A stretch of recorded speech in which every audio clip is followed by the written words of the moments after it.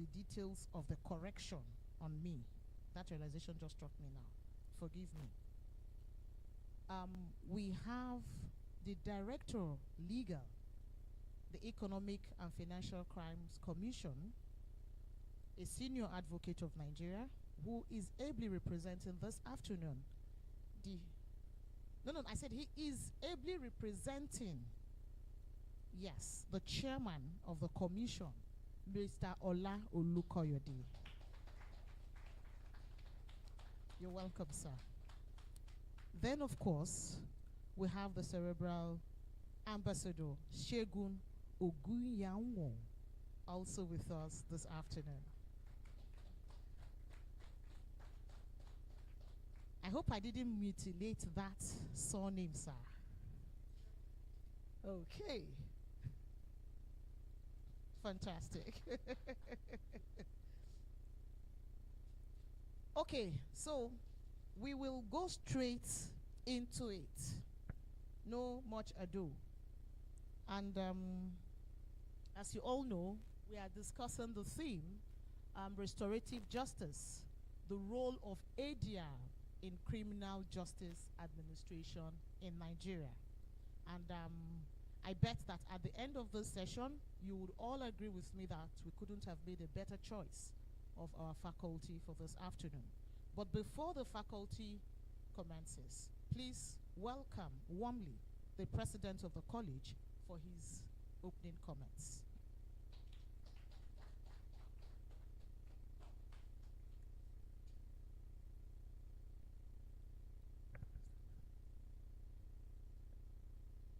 Good afternoon, everyone who is here. Our faculty, I welcome you very specially to today's event. Let me start on a note of apologize. As we all know, we have challenges in our country.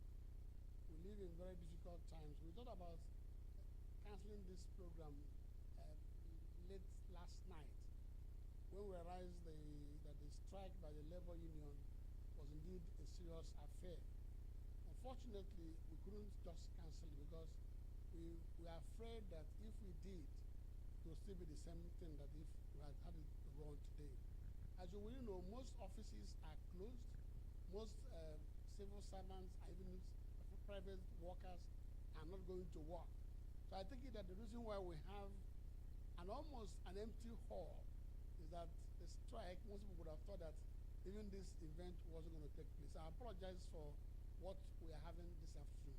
But I'm happy that we will have our event recorded, and we will share this recording with relevant stakeholders, relevant agencies. And I want to say to you that all shortcomings are all ours. I apologize on our behalf for those shortcomings. Now, the theme of this today's discussion, restorative justice, the role of ADR in criminal justice administration in Nigeria. We all know that our country has come to a point where we know that the major reason why our nation is not progressing, why it's not moving forward, why we are where we are today, has to do with how we are managing our resources. And we at the College of Arbitrators thought that we will bring our expertise by calling those who know more than us, those who are also experts in the field, to discuss how ADR can assist in revamping the economy by way of assisting in retributive justice. And all we intend to achieve is to see the role ADR can play in dealing with, I don't want to use the word corruption, but corruption matters, and matters that are holding the economy down. So that's what we thought that we can discuss. And the panel that is assembled, from what I know, is the best you can get. So I welcome all of us today, and I thank the panel members who are here. I wasn't thinking I was going to sit on the days with them because my role only was just to welcome them, which I have done. So thank you very much for coming. I'm sure we will get more as time goes on. Thank you. What I know is the best you can get. Thank you So very I much, welcome Mr. all of us President. today, and I thank the Okay, so we panel dive straight members into the who are meat here. of our I wasn't gathering thinking I this was going afternoon. to sit on the And bench leading the with them pack because will be my role only was just to welcome them on the behalf of immediate God. past So thank you very much for coming. Executive I'm sure we'll get Secretary more as time goes of on. the Thank you. Administration of Criminal Justice Monitoring Committee. And thank you very much, Mr. President. Scholar. Okay, and so we dive straight into the meat on the subject of restorative justice. And leading the pack, please welcome with me Mr. the immediate past Kuku, Executive Secretary of the Administration of Criminal Justice Monitoring Committee, and an erudite scholar, and of course, authority on the subject of restorative justice. Please welcome with me Mr. Suleiman Kuku Dawood. Distinguished President and my fellow panelists, ladies and gentlemen, good afternoon. It is a great honor to be here this afternoon. I'm distinguished President and my fellow panelists, ladies and gentlemen, good afternoon.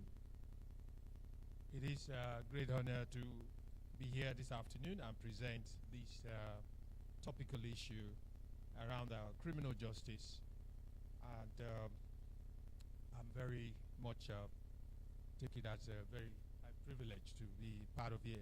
But I was hoping I could present my PowerPoint. Yes, please. Yeah, so that we can all be carried along together. Please bear with us whilst we do this logistics.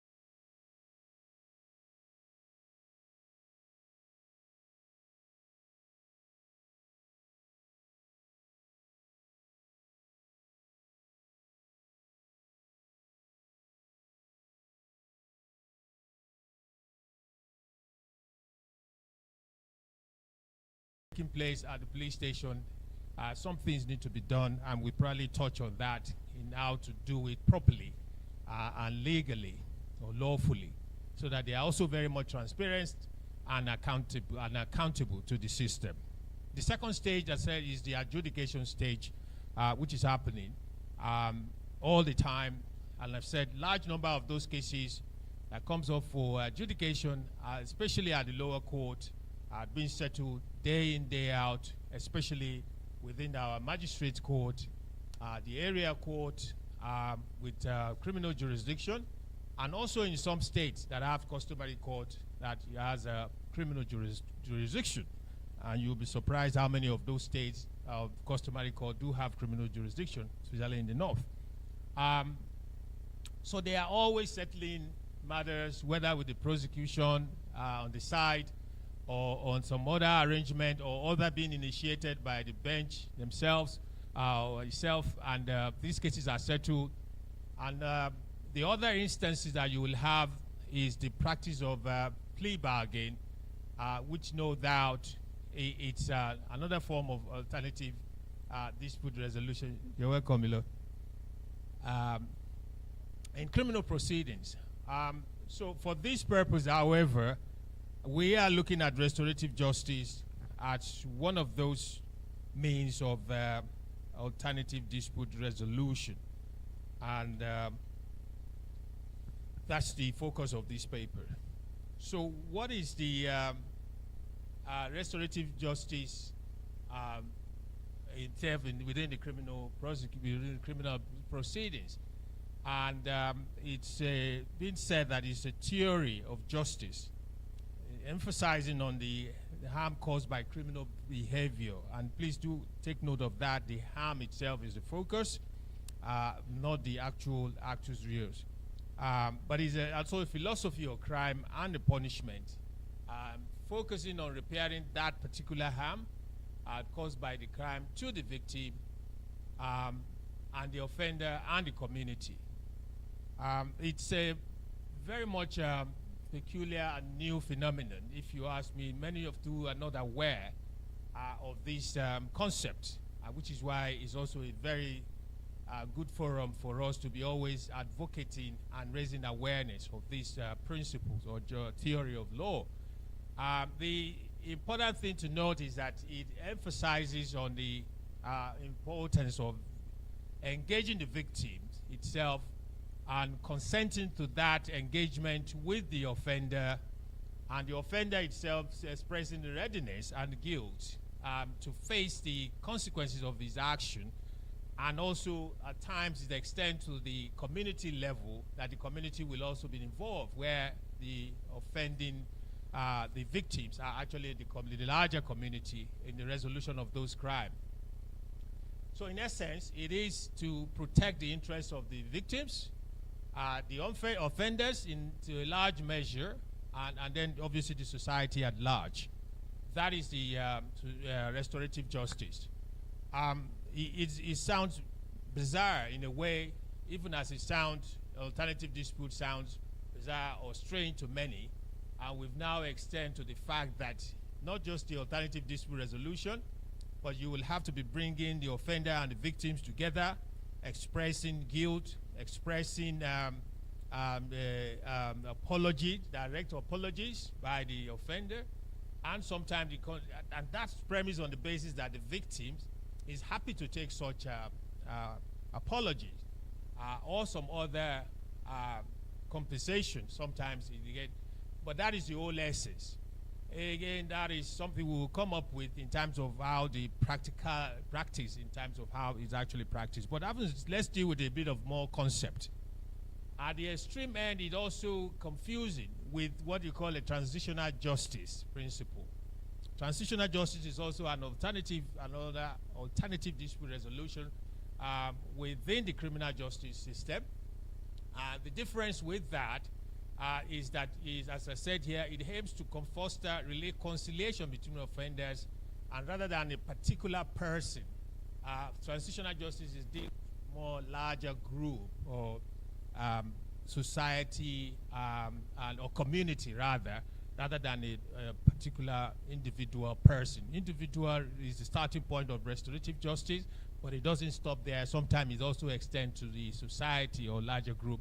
But it's different from transitional justice, where you will have panel of all these disputes that's been set up, commission of inquiry, and all that. Those are examples of transitional justice, where large, for instance, the Tutsi, Hutus, resolution, and all that, commission of the inquiry in relation to that. That is what the transitional justice, but this relates to purely that particular harm done to the society, and not when there is a war or other violence crisis that has occurred. That's usually followed by transitional justice. Having said that, the typical example that you will have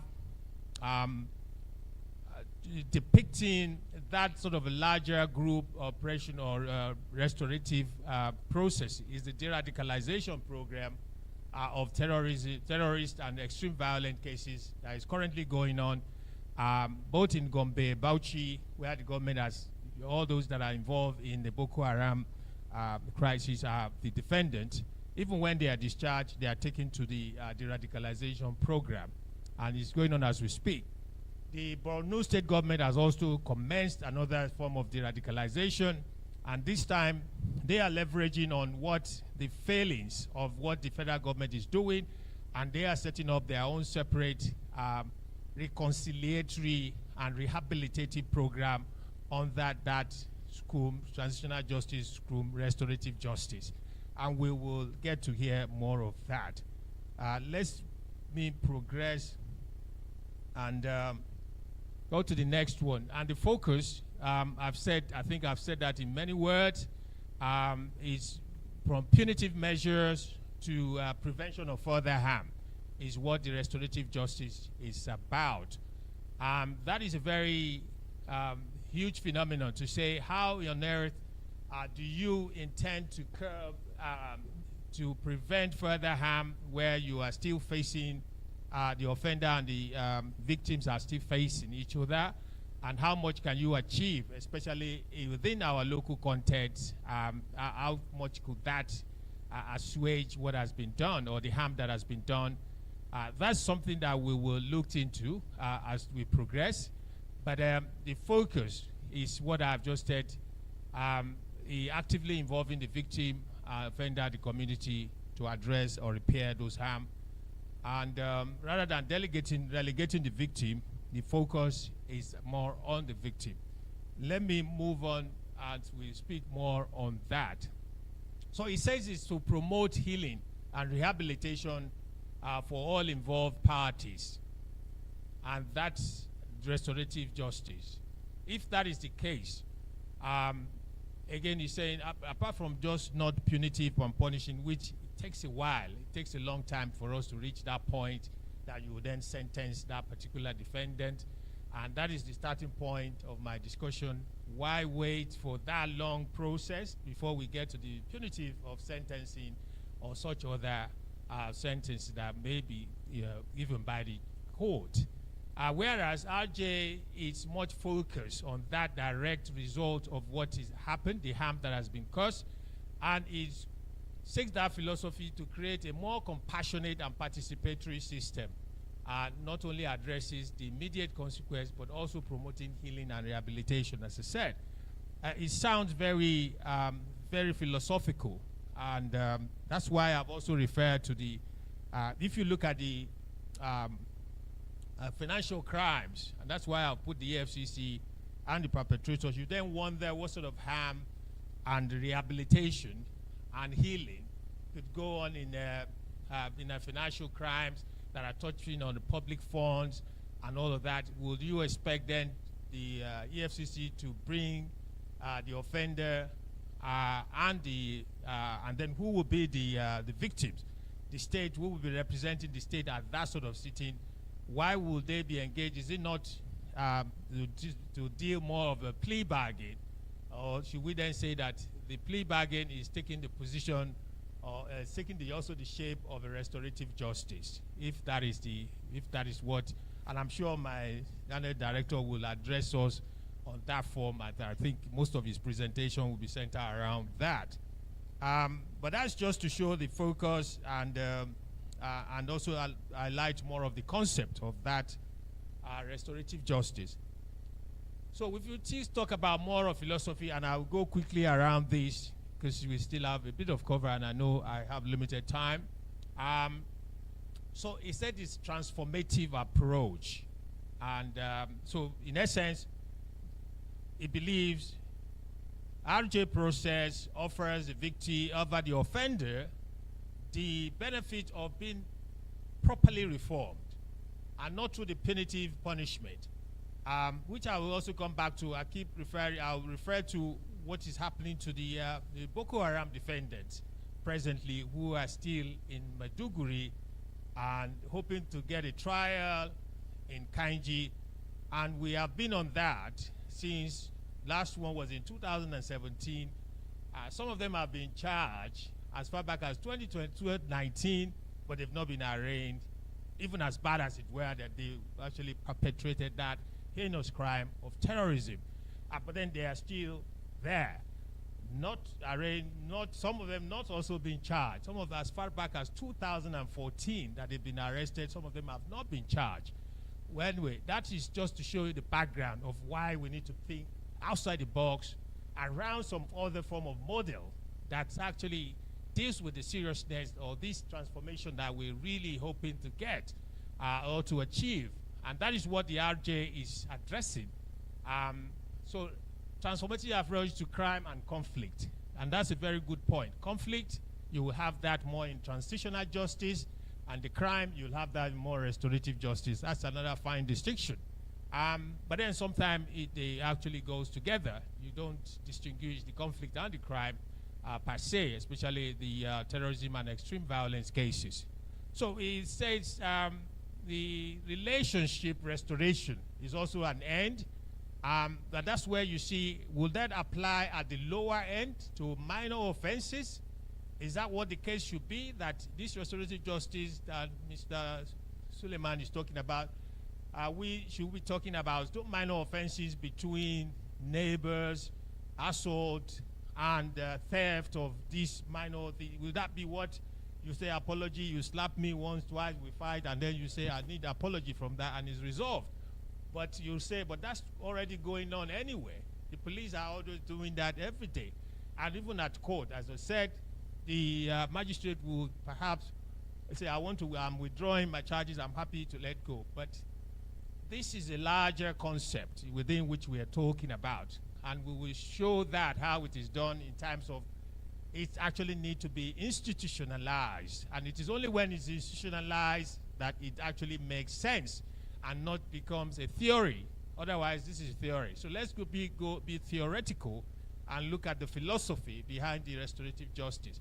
So he says, part of the restoration of relationship accountability healing process is that we are out to repair harm that is done. I think I've said that, much of that since the beginning. Highlighted that it addresses the root causes of that harm is up for that long-term resolution. And I've also queried that. Then should all cases then proceed to re-jail, or is there a distinction? Which is why I've said, should that be applicable to only minor offenses? Or how do you get this to other serious offenses, sexual offenses, child abuse, domestic violence? Will this also be applicable? Those are questions that we keep engaging ourselves, stakeholders, and we need to find a mechanism or come to terms in terms of defining, by way of having a standard operating procedure to guide the operation of restorative justice, which is what I was referring to as being institutionalizing restorative justice, so that we take our local content, we know what is applicable to us, how far we want to apply. Because what comes to mind is, you people have come with all these Onyibo idea and all that. That is always the first critics that we receive from this. But let's look at the essence, the bottom line of it. And it's predicated, as I said, next point is that RJ is predicated on voluntary participation. And you are not there's no compulsion at all. It's only when the offender, the victim, signifies the intention to proceed by way of restorative justice. I'm happy to do that. It's a very hard decision, but that is the first condition. And it's also not binding on the offender to actually take up the process or procedure. He must also consent to that voluntary participation. And in essence, larger forum, larger sense that it involves inclusivity. As we said, everybody is taken on board. There's dialogue around that issue of how to reform that offender, if at all forgiveness will actually lead to reform or lead to the peace of the public peace if we actually took those steps rather than another what you call it, proceeding, trial, court proceedings and all that. Why not we settle internally?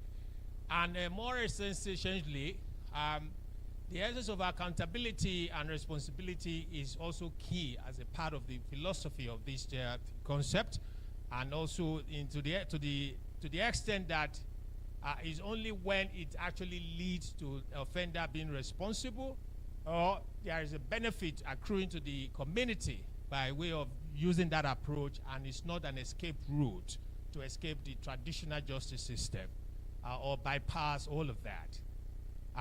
So he says that's what the accountability and responsibility. It has to be shown that remorselessness that will actually lead to that reformation truly, and before you identify, or whether it's a judge or the police referring that for referring it to the Restorative Justice Center, which we will come up to as well in a few minutes. But having said that, the other part of the philosophy is the community involvement, and not just that is the offender. It can lead to a larger forum that is all being, the issues are being discussed and finding solution. It might take time. It's not one sitting that all this happens, as well as within the restorative justice. And that's part of the challenges also that we will contend with.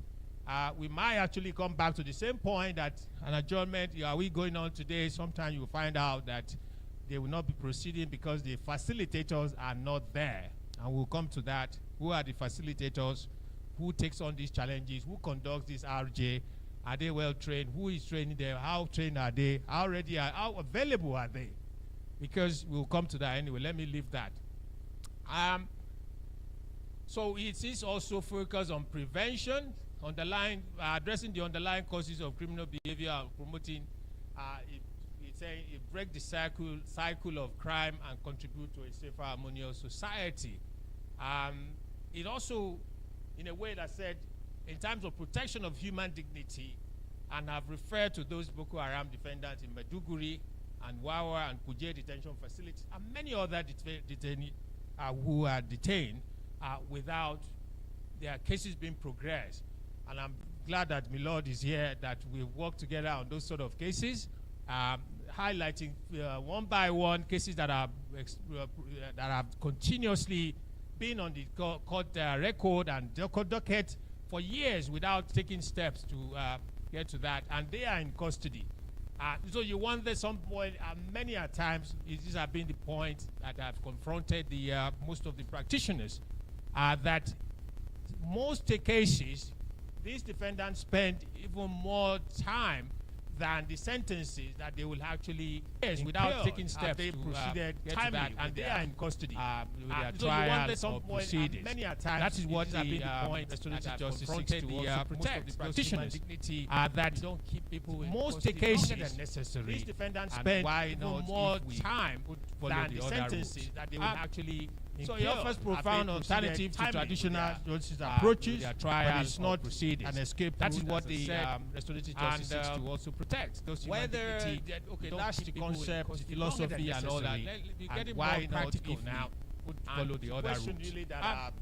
So it offers profound alternatives to traditional justice approaches, but it's not an escape route, as I said. Should this really apply in criminal proceedings? That's the restorative justice philosophy and all that. We've gone beyond the arbitration and the other alternative dispute resolution. That comes to mind, yes, but the practitioners, these have been given the force of law, so it's not more a debate. Should this really apply in criminal proceedings? That's the restorative justice now. Restorative justice we've gone beyond the arbitration and the protection of the other alternative dispute resolution and the community yes, but at large. These have been given the force of law. States have even gone further than that. If you still got Section 1 of the provision in their ACJL, Lagos State, in terms of the protection of the offenders, in terms of the community at large. Justice, and I recall how we at the federal level to make elaborate provision in their ACJL, Lagos State, to see how they conduct the RJ in terms of implementing center justice. Thankfully, we have replicated that in FCT, and it's up and running. And I'm glad that we're having this sort of forum to see how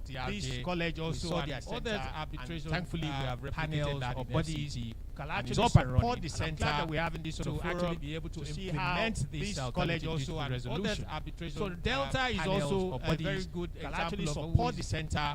They have provided that elaborately in their ACJL resolution. But so Delta is also a very good example of the process of they have provided that elaborately in their, to the best of my knowledge, as but I do not think they have kickstarted the process. So the other question is whether this should be applicable to also serious offenses. As I said earlier on, sexual offenses. So the other question is whether this should be applicable to also serious offenses. As I said earlier on, sexual offenses. We will have cause to address that at some point. Terrorism, kidnapping, banditry, and all that.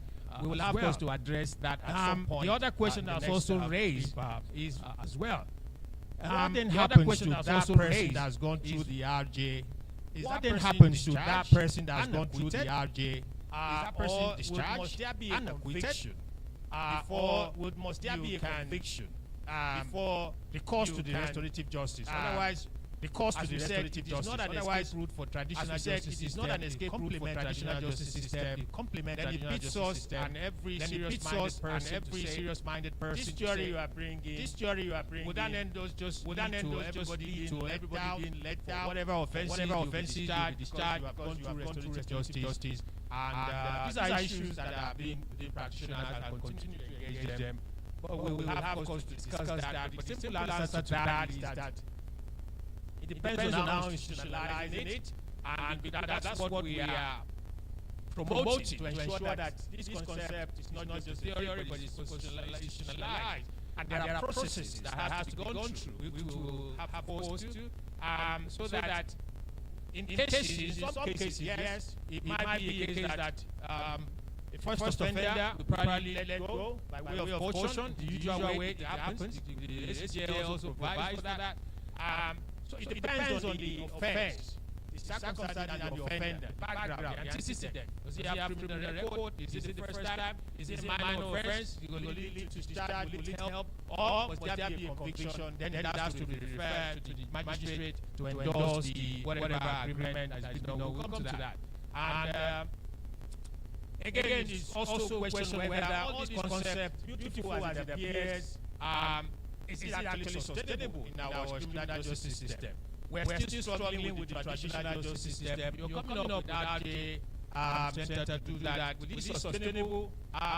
That's a very million-dollar question that we will all have to probe ourselves and be serious about it. But it depends on how well we understand of the old concept itself, which is why we're taking time to express, to go through these concepts and the requisite of it before it could work. And frankly, we have said that the sustainability is also premised on a strong criminal justice system, which we are saying from the beginning that we are struggling with. So how then can we build this on nothing or something that is wobbly? Well, that is what for us as stakeholders to contend with, and where there's a will, there's a way. Especially when it's also talked about alternative justice, which we already have a body like this body of college and others who can support that process. And also, realistically, it's also very expensive, to be honest, when we come to that. Because when it comes to the facilitators, just like you have the arbitrators, and you have all these fellows, everybody wants to be fellows, and you become an arbitrator, you have that heat case. and you get your million in a few minutes. Arbitrator. Who will be the arbitrator here in the criminal proceedings in this RJ? That's where the problem comes in. It has to be driven by experts. Same way you have arbitrators in civil cases. This concept is driven by facilitators who are also arbitrators in criminal proceedings dealing with this matter. They have to be trained.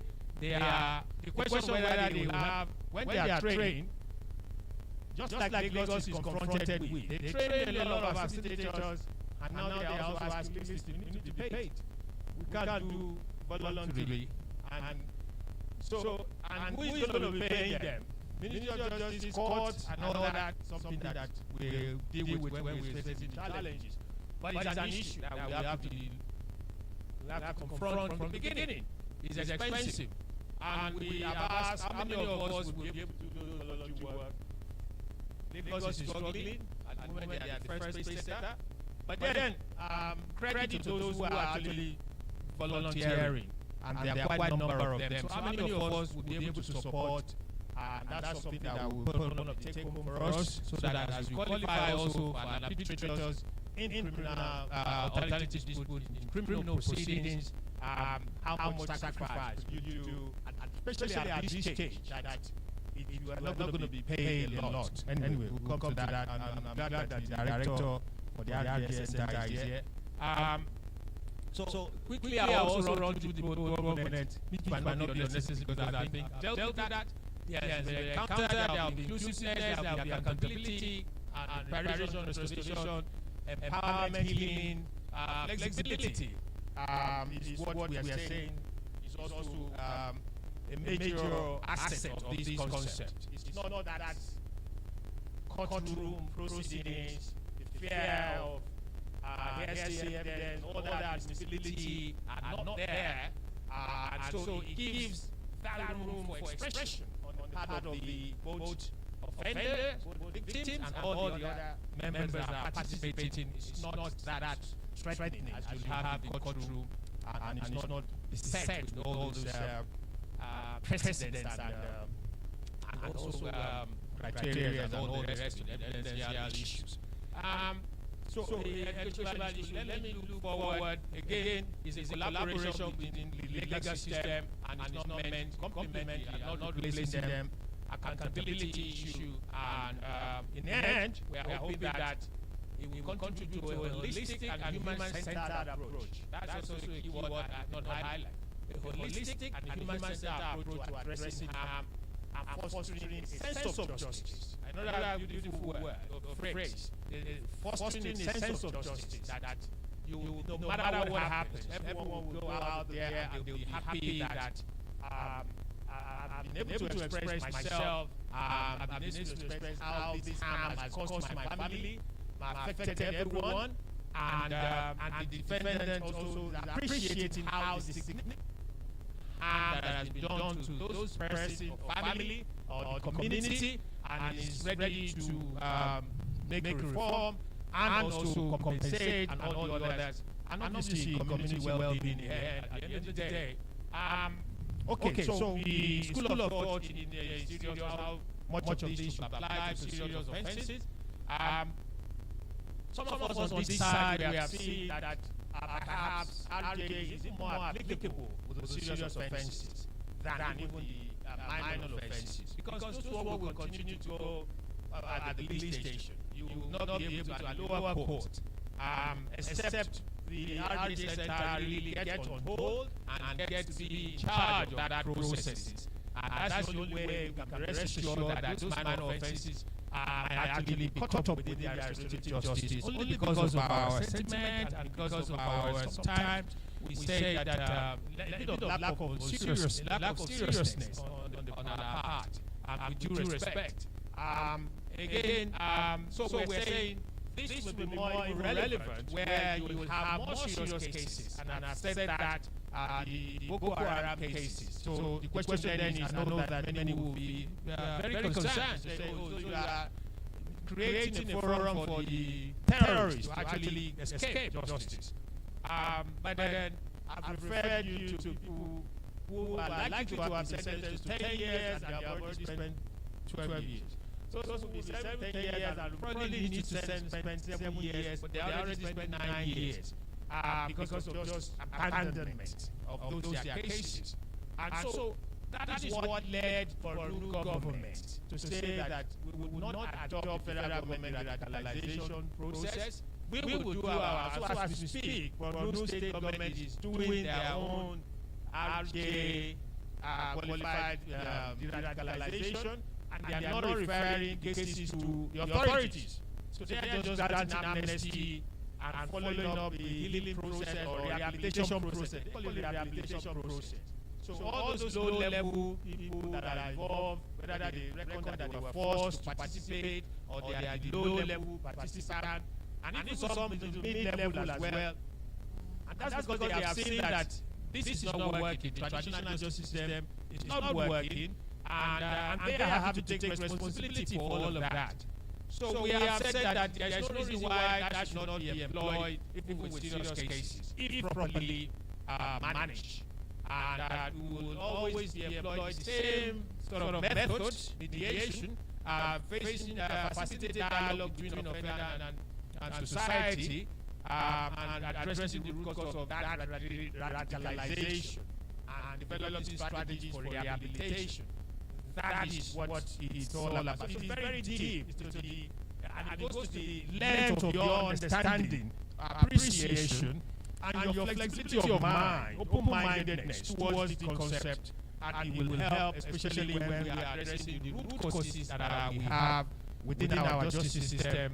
And that's why some of us are very passionate about it, because we have seen a little bit of the rot that is going on within our criminal justice system, and we know that we must find an avenue to amend or to deal with those challenges. Without taking much time, I'm getting to the end of it. And the challenge is where you apply in serious offenses is the fact that what the critics are saying that such crimes of such magnitude demand a more punitive response to deter future acts, and that implementing this will require, but then we're saying it only means that you will require a delicate balance between restorative justice principle and the need for societal security. That needs to be at the back of our mind when we apply the serious offenses, and not just rule it out completely. And then the next point is also that the transparency and accountability process of that process of the RDA is what is more important when it comes to serious crimes. Public safety is definitely number one, and that the RDA mechanism is not compromise justice as a crucial factor. So we must strike that balance of confidentiality in RDA proceeding and public's right to know also is also those are all that it takes in the implementation of this. But it must be approached cautiously. So this is like almost a second-tier level when we talk about serious, but we need to discuss it so that from onset we don't go back home to say that restorative justice only applies to minor offenses, which is why I've taken time to show that this could be a larger concept than just dealing with those petty minor offenses assault. No, it is a huge issue that needs to be institutionalized, and that's what we are preaching for all of us as we proceed after this many others presentation. So balancing of that societal and again, the effectiveness of these approaches in serious crime is still also the major debate, and you see people writing theses and dissertations on this restorative justice. It's a beautiful area which you can also get funding for if you are doing your postgraduate. That's an expo. So the gains in serious offenses is that it contributes to victim satisfaction, and all the rest of reduces recidivism, and particularly where offenders express genuine remorse. And that's the key factor. And it takes a huge facilitator to be able to appreciate that. All right. So I'll have to summarize in 5 minutes. I added 2 minutes because of the initial 2 minutes I was taking. So the critics will say, not suitable for all cases, especially those not, but some of the proponents will say that, listen, we have said it, it can never lead to a more compassionate and sustainable form of justice if well articulated and more institutionalized. And okay, let me move forward as we speak so that we have a little bit of idea in terms of how does it happen in practice. So it basically kickstart with the free consent, as I've indicated, as the primary criteria to kickstart the process by way of the victims expressing that they will be able to, and who will initiate that. It could be anyone, it could be the court, it could be the law enforcement agencies when they decide and assess their evidence again. It can also be less sure that they kickstart that and approach the victim, whether they are willing to do that. Facilitator's role is very, very important. I've said it, impartial third parties. They play the major role, apart from the administrator at the center, who is organizing the whole day, conferencing, all that. This will not work except you have trained facilitators, just the same way you have arbitrators in civil. So I'm hoping that there's a lot of work being done by the college as well in relation to this area, training to become a accredited facilitator. You will have to have a safe place, safe space that accommodates all those vulnerable persons, most of them were vulnerable persons, children, mothers, victims of this, that, they are all vulnerable. So you need to have a very good space for those conferences, and not the same way that you have it at the police station, where everyone is just, congregating around the same table, taking statements here and there. Language, you will always have to be prepared for interpreters and the rest of it. There's a lot of preparation being done for this to make a success of it. Training and retraining is a requisite, and that flexibility and the need for closure is what the essence of the RJ is all about. Whether how many conferencing and sitting arrangements you have, there must be an end, not like on an open-ended one in our traditional justice system that we have. So some form of it is usually the process is apart from the center, which are also RJ Center, and we are happy that in the FCT we are managed to institutionalize that is at the Gudu High Court. The director is here sitting, I'm sure she's hiding. Then we have what sort of conference? We have victim offender mediation, which involves only victim and offender. We have circles, which is a larger one, which is offender, victim, and sometimes the community and government representatives most times. And then obviously conferencing is much more larger, which is also all that people are involved with. Those are the key sort of process and procedure that's employed.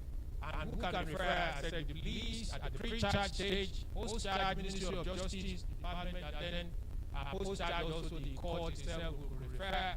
And these are the principles for referral, in interest of the protection of society, consider appropriate of the victim, accept responsibilities, and obviously the consent and the willingness and all that. And so let me just go finally to the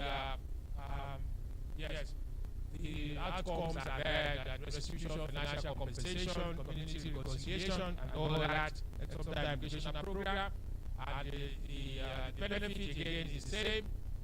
And the challenges is what I will be closing on. And that is the institutionalization that I'm mentioning. Institutional framework. We have protocol, we have manual, training manual for facilitator, we have all sorts of things that we have already done for the FCT. Which we borrow from Lagos, and lack of awareness in terms of the also one of the major drawbacks. This is a good forum that we are also initiating, and we'll keep doing that. The NGOs and the communities need to be more involved. Government needs to support this process and not consider it to be a deviation from the traditional justice system, but also that is part and parcel of the traditional system. And there are all those people forming opinions before you hear or understand the concept, and you say, no, this is a foreign, let's move away from that and face it that we need to do something to reform our criminal justice system and all that, and lack of legal precedent. It's not like what you cite in cases and the rest of it. These are all new and peculiar cases across everywhere. I think that is what it is. How we recommend that is what we will do to support all that challenges. It is what we have said to cultivate a restorative culture, promote multi-agency cooperation, access to restorative services itself, and individual institute friendships. These are all attributes in terms of practice, and you get to know that that might not be a bit irrelevant, but I've said it all that most important. It is actually expensive. Not too expensive, but we have the beauty of it that we have development partners who are very much all over the world. You need to research. There are development partners who are supporting this noble cause. And whether you as a academician or you are a practitioner, there is always room for support, and you can make that research. And we can also I can also point one or two places that will be of support, who are ready and on ground to help establish restorative justice in Nigeria. And so that is where I say that it's all in our hands to ensure that we all put down together to make this a reality and support and ensure that that part of our reform for the criminal justice that we're constantly looking at for it becomes a reality. And this offers one of those outlets for that. Thank you very much for listening.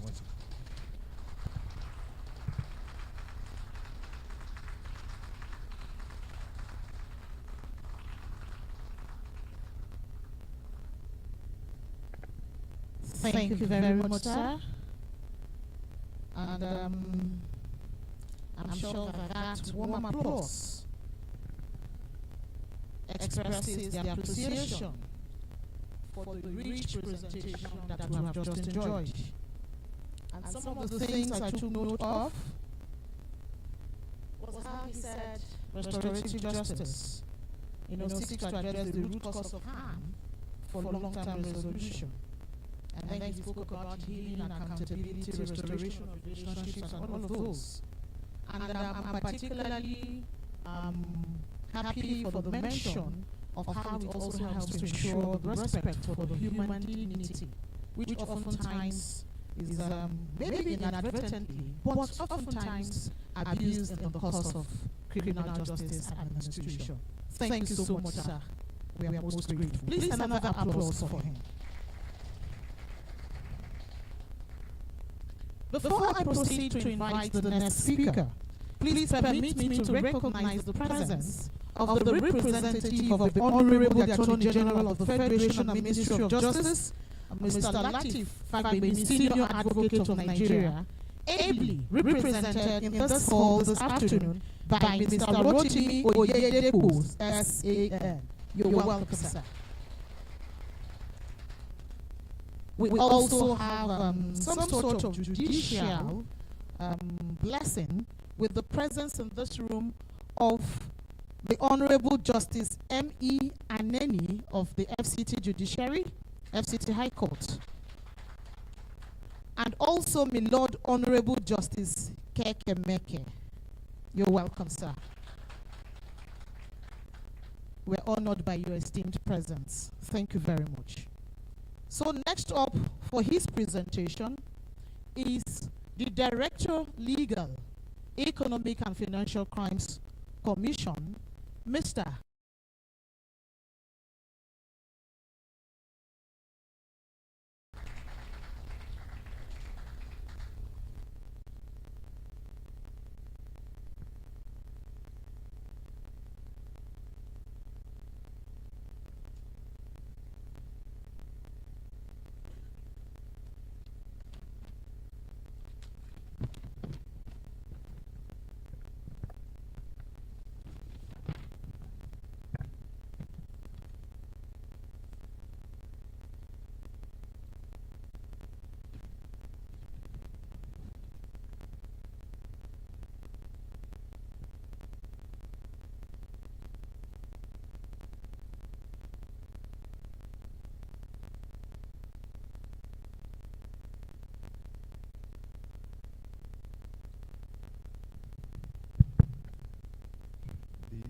President of the College of Arbitrators of Nigeria, co-panelists, distinguished guests, ladies and gentlemen, good afternoon. I plead to stand on the protocols that has been established before now because of want of time. And I'd I'd like to go straight to the paper. Like it was said before now, I'm representing the Executive Chairman of the Economic and Financial Crimes Commission, who is unable to be here present because of other pressing matters. Without much ado, I'd like to speak to the paper as it is. Now, the topic for presentation is restorative justice, the role of alternative dispute resolution in criminal administration in Nigeria.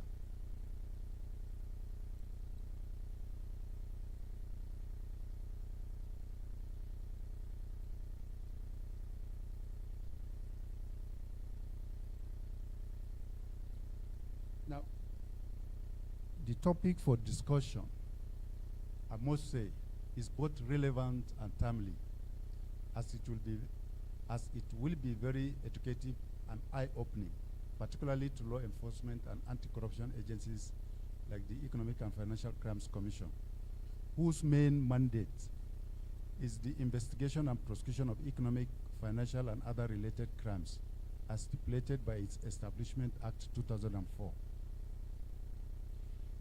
The function of the EFCC and its special powers are respectively copiously provided for in sections 6 and 7 of the Establishment Act 2004,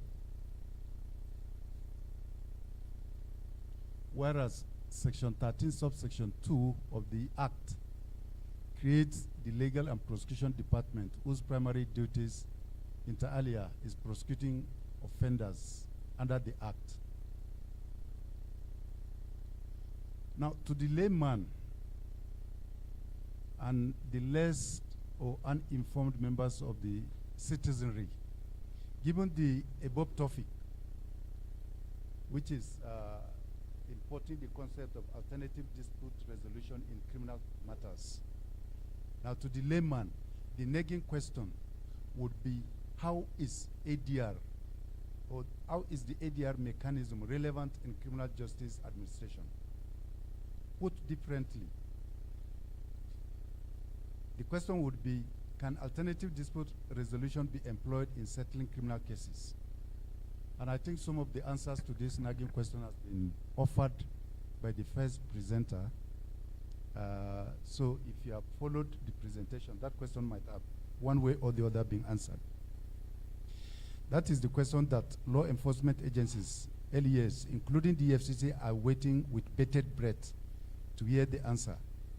We hope the organizers and facilitators of this seminar will provide the needed answer. We are not the experts. We are just here to listen to it, because ultimately, at the end of the day, if it is workable, it is to law enforcement agencies that you will be asking that, oh, we employ the mechanism of ADR in criminal justice administration by employing the option of restorative justice. From the above captioned topic, it is pertinent at this stage to appreciate two principal components of the topic, namely restorative justice and ADR, that's alternative dispute resolution. Then we now started by asking the question, what is restorative justice? Restorative justice, according to definitions from Oxford Languages Online, means or refers to a system of criminal justice which focuses on the rehabilitation of offenders through reconciliation with victims and the community at large. And that point has also been made, that it involves three parties: the offender, the victim, and the society at large, since it is crime that is involved. The guiding principles of restorative justice in crimes where the concept is used are: 1, crime is an offense against human relationship. Victims and the community are central to justice processes. The first priority of justice process is to assist victims. That's very central to the concept of crime as well as restitution. The second priority is to restore the community to the degree possible. The offender has personal responsibility to victims and the community for crimes committed. Stakeholders share responsibilities for restorative justice through partnerships, for action. And lastly, one of the fundamental principles is that the offender will develop improved competency and understanding as a result of the restorative justice experience.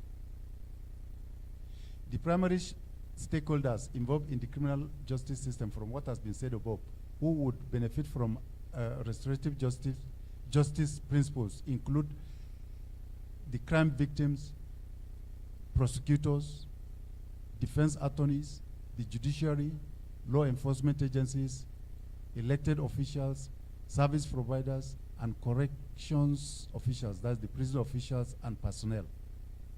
And we refer to the National Institute of Justice, NIJ, their publication of 1998, which is a body under the auspices of the Department of Justice in the United States.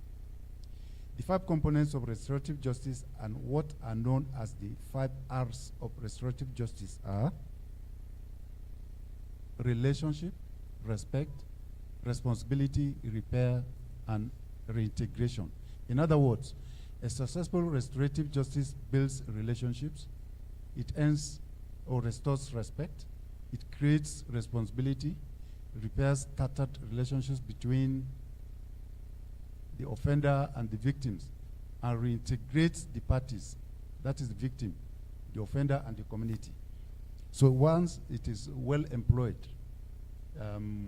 just like in civil proceedings, where if you allow the parties to litigate from beginning to the end, at times after so many years of litigation, rancor is created, hatred is created, discords and the rest. But where ADR is employed, whether in civil or criminal proceedings as a means of resolution of disputes, it cements relationship between parties. Instead of them going, each one of them going their ways, it tatters, and as enemies, it kinds of reintegrates relationships. It bears mention that there are 3 main types of justice, namely distributive justice, retributive, and restorative justice. Restorative justice as a concept has already been defined above. Retributive justice essentially refers to the repair of justice through unilateral imposition of punishment, whereas restorative justice means the repair of justice through reaffirming a shared value consensus in a bilateral process. So in retributive justice, somebody takes the law into his own hands to inflict harm on the other as a means of exacting vengeance from the offender, whereas the other concept is bilateral in the sense that a restorative justice, there is a dialogue. You talk. You have wronged me. How do you compensate me? How do you put things right? So it means there's a bilateral process. Unlike in the other one, unilateral, somebody who feels offended inflicts harm or exacts a retribution against the offender. On the other hand, distributive justice is defined as perceived fairness of how rewards and cost are shared by or distributed across group members. Example, some workers work more hours but receive the same pay. Group members may feel that distributive justice has not occurred. Now, importance of restorative justice. Restorative justice can be important for the community. It can resolve conflicts and prevent them becoming crimes. For example, it could be used for antisocial behavior or neighbor disputes. The restorative practice allows people to see the consequences of their actions on the community. So that's one takeaway from it. Then the other component we want to speak on, because the paper consists of 2 main issues, that's restorative justice and ADR. So the next thing is alternative dispute resolution. The Wikipedia Oxford Languages Dictionary Online defines ADR to mean or refer to the use of methods such as mediation or arbitration to resolve a dispute without resort to litigation. Put differently, ADR refers to any means of settling disputes outside of the courtroom. The most common types of ADR for civil cases are mediation, settlement, conferences, neutral evaluation, and arbitration. ADR, or external dispute resolution, typically denotes a wide range of dispute resolution processes and techniques that parties can use to settle disputes with the help of a third party. They are used for disagreeing parties who cannot come to an agreement, sort of litigation. The importance of ADR is now pivotal to the Nigerian legal system and has been embedded in the Constitution of the Federal Republic of Nigeria, 1999, as amended, as a foreign policy objective in settling international disputes. And we refer to Section 19, paragraph D of the Constitution of the Federal Republic, which provides for the settlement of international disputes by arbitration, mediation, conciliation, negotiation, and adjudication. But of course, that applies mainly in civil proceedings. Why ADR? ADR gives parties in dispute the opportunity to work through disputed issues with the help of a neutral third party. It is generally faster and less expensive than going to court. When used appropriately, ADR can save a lot of time by allowing resolution in weeks or months compared to court, which can take years. Then alternative dispute resolution mechanisms in criminal justice administration, which is the core of the discussion. As it seems obvious from the above discussion, the vehicle of ADR is most commonly employed in the settlement of civil disputes between parties, unlike in civil cases, where parties can adopt any of the ADR mechanisms, namely arbitration, mediation, conciliation, negotiation, or adjudication to settle disputes. In the administration of criminal justice, such methods are not common. Rather, the alternative to a full-blown criminal prosecution, whose end result or goal by the prosecution is normally to secure conviction and sentence of an accused person, the alternative is plea bargain or compoundment of offenses, which are provided for statutorily under relevant legislations, which are discussed hereunder. Then we start with the plea bargain. And we started with a definition of what a plea bargain is. Section 494, sub 1 of the Administration of Criminal Justice Act 2015, which is the interpretation section, defines the term plea bargain as the plea bargain means the process in criminal proceedings whereby the defendant and the prosecution work out a mutually acceptable disposition of the case, including the plea of the defendant to a lesser offense than that charged in the complaints or information, and conformity with other conditions imposed by the prosecution in return for a lighter sentence than that for the higher charge, subject to court approval. So plea bargain is statutorily provided for. It's not something that somebody can do on his own. And of course, you know that there is a wide misconception of what plea bargain is all about. When members of the public hear that a case has been resolved through plea bargain, the normal accusation is that the prosecution, the judiciary, and every other person has compromised the case. But that is based on ignorance, because it is legal. It is provided for under the law, as we shall soon see. Plea bargain in law is the practice of negotiating an agreement between the prosecution and the defense, whereby the defendant pleads guilty to a lesser offense, or in the case of multiple offenses, to one or more of the offenses charged in exchange for more lenient sentencing, recommendation, of a specific sentence or a dismissal of other charges.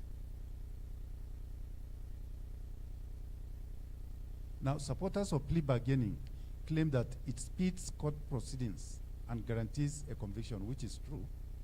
If you are employing the process of a plea bargain, cases are known to have lasted for half a decade or even more than a decade when you are employing the process of a full-blown trial, because you have to call witnesses. Some of them may be very many numbers, 10, more than that, and we also know the strategies that defendants do employ to make sure that trials are prolonged for as long as possible, just to frustrate the case from going on. But where you employ the vehicle of a plea bargain, the process is curtailed in the sense that it doesn't take a long time. Now, where the supporters of plea bargain claim that it speeds court proceedings and guarantees a conviction, whereas opponents of the plea bargain believe that it prevents justice from being served, which is also true. I recall when one police pension defendant was convicted by the court. There was around 2013 or so. It was so serious that it shook the nation. So the prosecution had to appeal against that decision. The Court of Appeal reviewed the sentence. In that case, anyway, there was a full recovery of the process of crime. But because it touched on a very serious subject, you can imagine police pension, something that should go to for the benefit of widows, orphans, and those who are deceased, dependents of the deceased. Somebody just cornered everything, bought properties here and there. The recoveries were made, but in the course of prosecution, like the sentence was a slap on the wrist, and it provoked the entire nation. An appeal was lodged against that sentence and conviction. Conviction and sentence, and the Court of Appeal reviewed it. After the review, the defendant or the convict appealed to the Supreme Court. In fact, the Supreme Court not only restored it, but they also increased the sentence. So that's how bad some people feel about the concept of plea bargain, that it is not easily swallowed, especially in our plan, where it is not welcome, the concept of plea bargaining, or that concept that appears to give a leeway to criminals to escape justice. Now, I mentioned the various facets of a plea bargain. It could be either a charge bargain, sentence bargain, or it could be a count bargaining. And each is explained there. In charge bargaining, the defendant agrees to plead guilty to reduce charges, e.g. aggravated assault rather than attempted murder. If somebody is charged for attempted murder, of course, at the end of the trial, the sentence, if the accused person is found guilty, the sentence will be higher. But if he goes into a bargain, on a charge bargain, it mitigates. So instead of attempted murder, it could be aggravated assault. Now, sentence bargaining involves assurances of lighter or alternative sentences in return for a defendant pleading guilty. One of the most visible forms of sentence bargaining occurs when defendants plead guilty to murder in order to avoid the death penalty. So if somebody is charged for like a culpable homicide punishable with death, like applicable in the penal code in the north, or you are charged for murder as in the criminal code in the south, you can go for a sentence bargaining. Charge bargaining. Sentence bargaining, in which case it can be mitigated. Sentence bargains also occur in less serious cases, such as pleading guilty to a charge in exchange for a sentence of time served, which generally means that the defendant will immediately be released. The third type of plea bargain is count bargaining, in which defendants who face multiple charges may be allowed to plead guilty to lesser counts. Maybe you go to court with a 50 count charge or 20 count charge or 10 counts charge. In a count bargaining, it can be reduced drastically, maybe from 10 counts to 2 counts or more or less. So the third type of plea bargaining is count bargaining, which defendant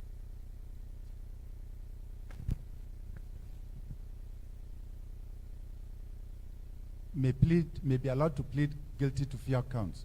The identical to may any charge or charges in exchange for a guilty plea on the remaining charges. Because count bargaining applies all defendants who face multiple charges, it is the least common form of bargaining. Generally, a plea bargain allows both parties, that's the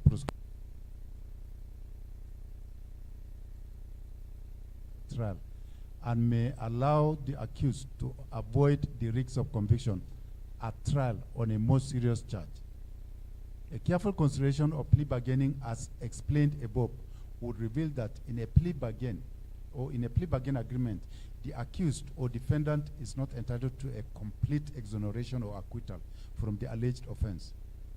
Contrary to misconceptions by the uninformed, an accused person following a plea bargain does not get a discharge and acquittal. Rather, the accused receives lighter sentence. In any event, the accused must suffer a conviction and sentence. In offenses affecting property, there must be a restitution or a payment of compensation as the baseline for plea bargain. And that's what we practice, like even in EFCC. When you are accused of a financial crime and you apply for plea bargain, it's not just that you are asked to plead to a lesser offense, but the process of crime must be restituted, which is a condition precedent. Now, the whole concept of plea bargain is stipulated or codified under Section 270, Sub 1 to 18 of the Administration of Criminal Justice Act 2015. And under that section, elaborate provisions are made concerning plea bargain. Generally speaking, it is under the control of the court because it is predicated upon a charge, and the charge is before the court, so the court has wide discretion in moderating the kind of bargain that is there. If it is ridiculous, the court will not tolerate it. Now, as a form of restorative justice, we refer to some sections. We refer to some subsections under ACJA, which seeks to take interest of the accused person, the victim in the plea bargain agreement. For instance, Section 20 Sub 1 empowers the prosecutor by way of discretion to either receive, the application can be either from the defendant to the prosecution, or the prosecution itself can offer a plea bargain proposal to the defense. But most often than not, it is the defendant, of course, that proposes. And when we evaluate and see the merit, once some conditions are met, restitution are made and the rest, we can accept it. Then subsection 2 of Section 270 permits the prosecution to enter into a plea bargain with the defendant with the consent of the victim or his representative during or after the presentation of the evidence of the prosecution, but before the presentation of the evidence of the defense on 3 conditions, namely, it could be insufficiency of evidence to prove the offense, cooperation by the defendant with the investigation and prosecution of the crime in the case of conspiracy by providing relevant information that can be useful in convicting the co-accused. Then one of the other conditions which is very germane is the restitution to the victim or to his representative. We should also take note of the fact that the prosecutor may only enter into an agreement contemplated in Section 270 Sub 3 after consultation with the investigation officer of the case and the victim or his representative. So it's like a tripartite team. The investigator who investigated the case knows his case. He transmits his duplicate case file to the prosecution, who vets the file and comes up with a charge. But in doing the plea bargain, the very vital person in the entire process is the victim. So all of them have to be on the same page.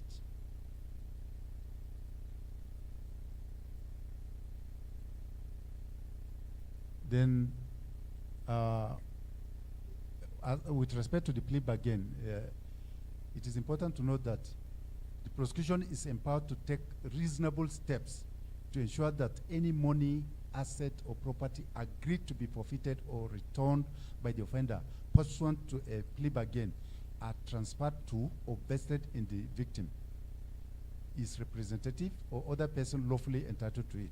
So, if in a plea bargain agreement it is agreed that, oh, the process of crime should be restricted to the victim, and the accused person is unable to do it before, it is the business of the prosecution to make sure that that is done.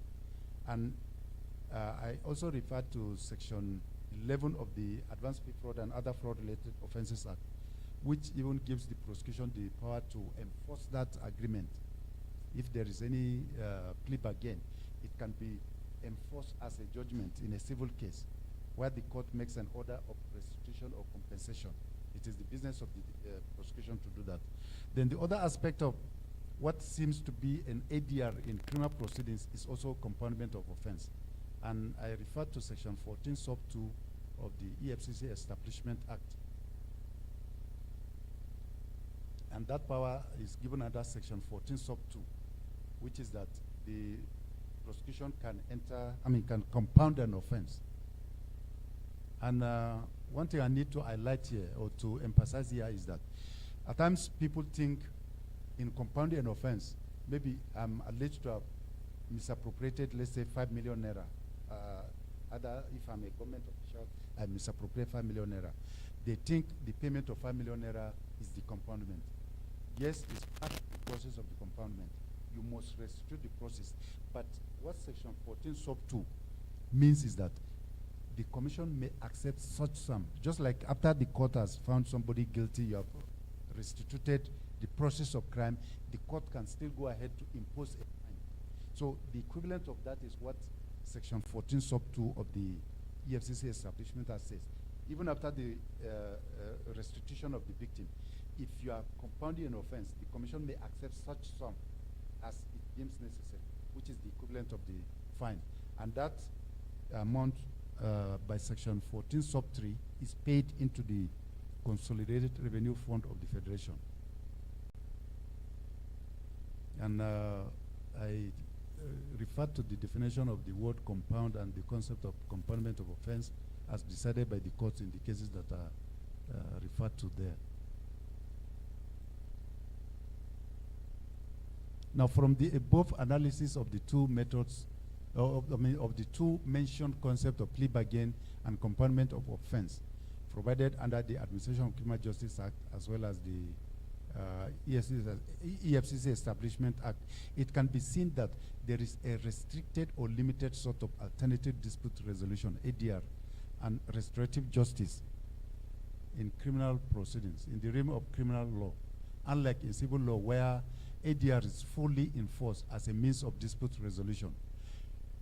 Now, concluded by saying that it is hoped that this seminar by the College of Arbitrators of Nigeria would shed light as to how restorative justice and ADR can be brought to bear in criminal administration in Nigeria. But like I said, Mr. Suleiman, in his presentation, has answered some of the questions that was agitating our mind. So with that, I thank you for listening.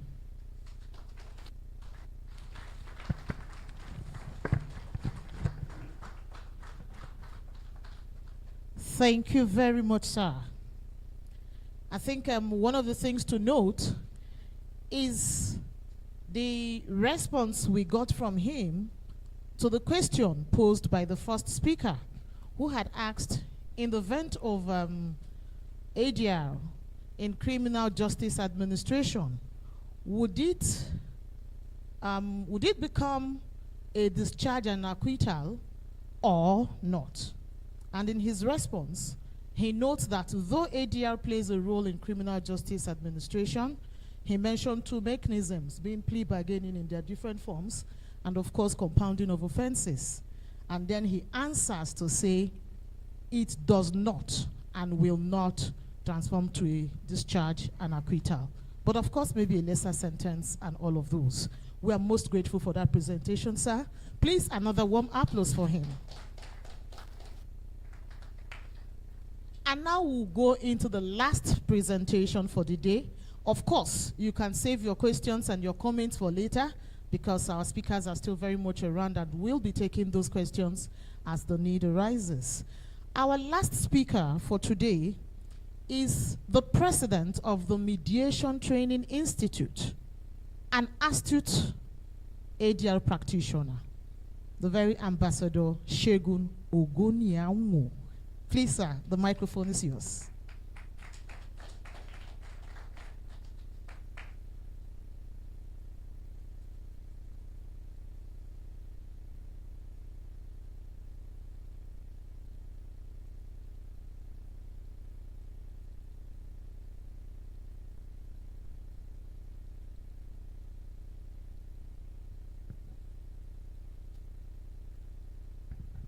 Thank you. Thank you. Thank you so very much. I appreciate you. I would like to thank the President and all the members of Council for this special program. Special regards to my lots and very distinguished legal luminaries in the House. Dr. Rosemary Chikwendo, thank you for the recommendation. I appreciate you. As an ADR practitioner, I believe that ADR thrives on possibilities. So please permit me, instead of standing on existing protocols, permit me to sit on existing protocols. Thank you. When I got the topic, I was wondering, what do they want me to talk about? For more than 15 times, I looked at the topic. So if it's the same topic that's been sent to other facilitators, then maybe they want me to look at it from another perspective. Because whatever I'm going to say about restorative justice generally would have been things covered by the previous speakers. So I'll start with two quick experiences, life experiences. I was invited to Goza. Goza is 20 kilometers from Sambisa Forest. I received calls from all over the world. What are you going to do there? Mr. Yaya DBC, who married from Goza, called me and said, I married from Goza. Everybody I know from Goza no longer lives in Goza. How much are they going to pay you? He didn't know that the only condition I gave UNDP for going to Goza was that I should not be paid. Why? When I read about what happened in Goza, I discovered that those who were shot were people who were running away from Goza. People who were running for were the ones that were. Those that they met at home, the Boko Haram adherents, did not want to waste their bullets. They were slitting their throats. They didn't want to waste bullets. So going to Goza to make money for me would amount to blood money. So the only condition I gave was I should not be paid. The manager of the Danish refugee camps, when he heard that I said I was going there, I wouldn't be paid, made arrangement for the flight from Abuja to Maiduguri and the helicopter from Maiduguri to Goza. In Maiduguri, we are looking at how we would go and empower those there, the NGOs and whatever, even empower the soldiers. This manager, instead of looking at the documents, he was looking at me. It then occurred to me what may be on his mind, that this may be the last time. So I smiled and I said, well, the depth of a man's passion is determined by his willingness to die for whatever it is that he's living for. I'll take that again. The depth of a man's passion is determined by his willingness to die for whatever it is that he's living for. We got to Goza. That night there were 3 bomb blasts. In the morning, the head of the humanitarian hub called everybody together. Mr. Segun, we didn't see you last night. I said, what for? What were you looking for? Didn't you hear the bomb blast? I said, I did, and told him the timings. So how come he didn't come out? I said, My training is different. If you can hear the bomb blast, that means wherever you are is safe. Because you can detonate the bomb here with the mind that people will rush out and they just, as a meeting, talking about forgiveness and trying to get the Boko Haram adherents who have repented. I was excited talking about ADR. One of their chieftains in the committee called me aside. I said, what are you talking about? Forgive who? Then in the past, some came back, said they had changed, only to come and look around, inspect, went and then came back to cause more. We have laws. We have laws. When people commit crimes, there should be consequences. I'm talking about ADR. Well, it's okay when you apply to criminal justice. What happens at the end of the day? There may be a lot of recidivism. People saying, someone who steals money. In Delta State, a man was caught with a badge. The content was worth 200 million naira. After the FCC came in, because at the end of the day, was asked to pay 17 million. Not 170, 17. So His Excellency was saying that we don't seem to understand plea bargaining. I think we do. It is the application that we don't seem to understand, though. And we don't understand the application. How will a man steal my car? The man is now called, say, oh, God, wait. Goes into the trunk, brings out the spare tire, say, oh, God, you can roll this one home. And I will allow it to not happen.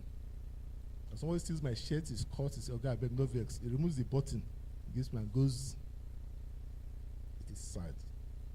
But let's look at some areas that may help. Because like we've been told, is already in our laws.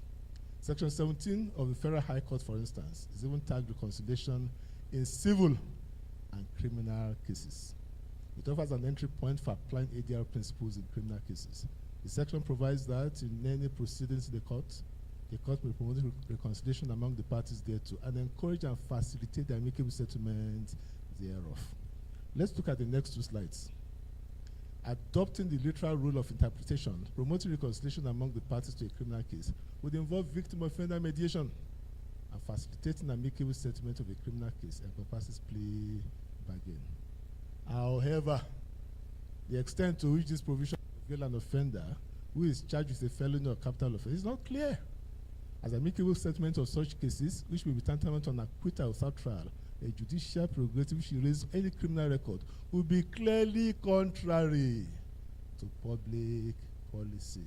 So we need to be careful how we apply ADR. But now we're talking about restorative justice. United Nations intervention in 2002. It was in the course of the great dissatisfaction and frustration with the former justice system that United Nations Economic and Social Council in 2002 adopted the basic principles on the use of restorative justice programs in criminal matters. Well, it has been defined, but let's just look at it again. A system of criminal justice which focuses on the rehabilitation of offenders through reconciliation with victims and the community at large. It's about the victim, the offender, the community. So there must be accountability. We must talk about community safety, competency development when we apply restorative justice. People who have the capability to make a difference. In the Northeast now, we are talking about providing them conscientization. Are we aware that some people who killed the soldiers, some of them have now been absorbed into the Nigerian army? Sad. So Mr. Amos is killed. His wife and children are suffering. Mr. Abel, who killed him, is now replacing. It is sad. There must be consequences when people come to crime. We have laws. We have laws. Let's go on, please.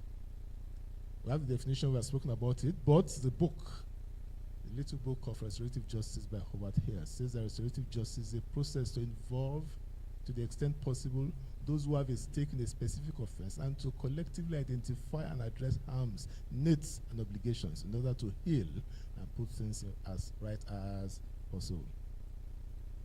Even in a murder case, sometimes it may apply.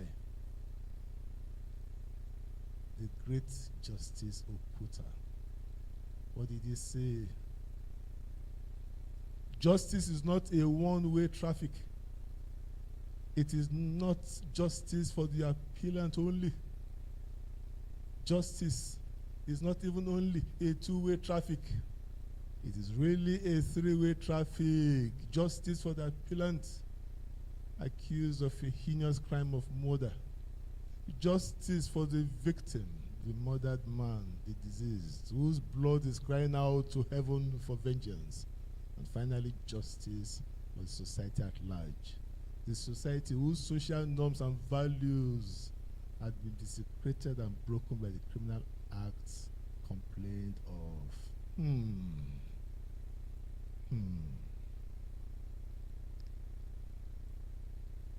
Fundamental principles of restorative justice. The primary determinants of justice are the interest of the victim, the community, and the offender. Punitive actions do not always serve those interests best.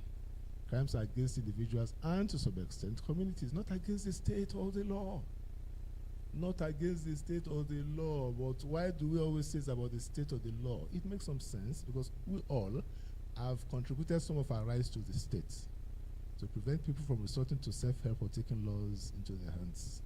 But generally, when you arrest a man, how does that benefit the person who is a victim of a crime? But generally, there are guiding questions for criminal justice. We talk about what laws have been broken, who did or omitted to do what do they deserve? And then we also talk about, let's take the fourth one. Sorry, there's another. Yeah, what do they deserve?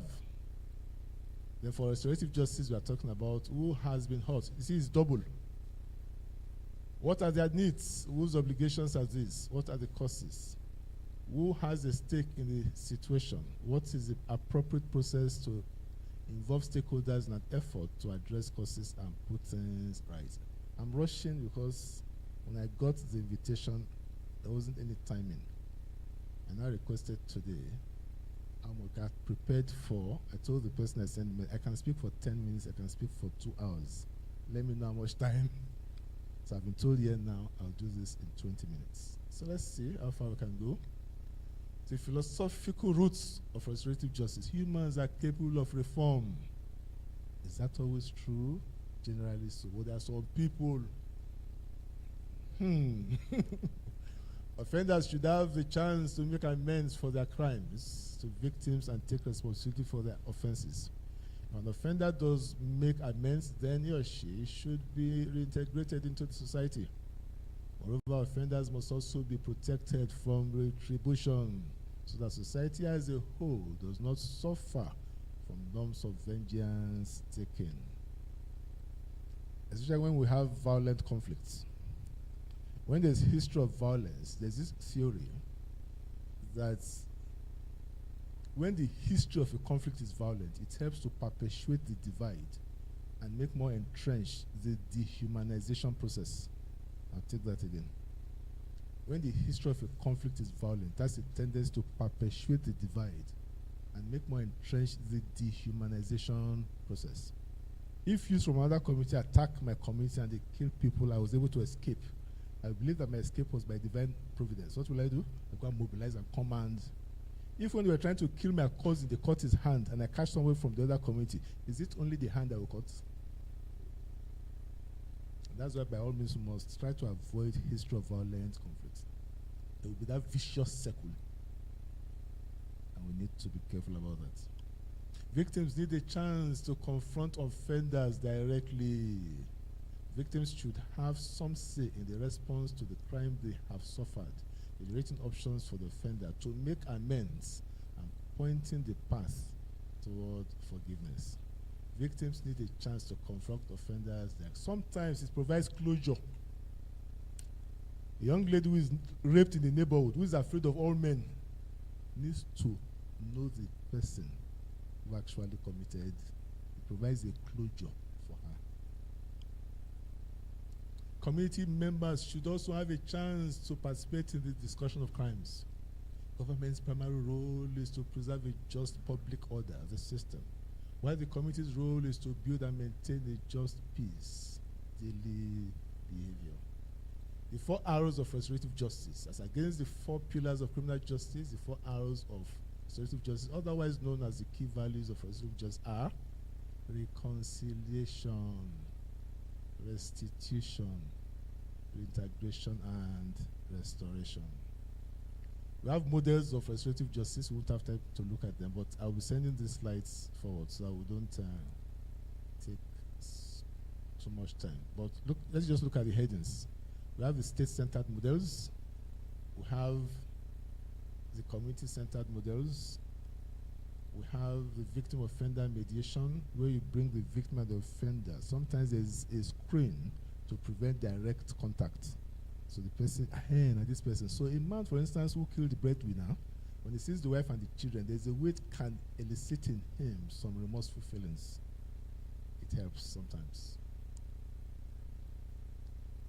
Conferencing programs, community or local government hosted discussions. Panel models, assistance programs. Now, let's look at this. I think it's instructive.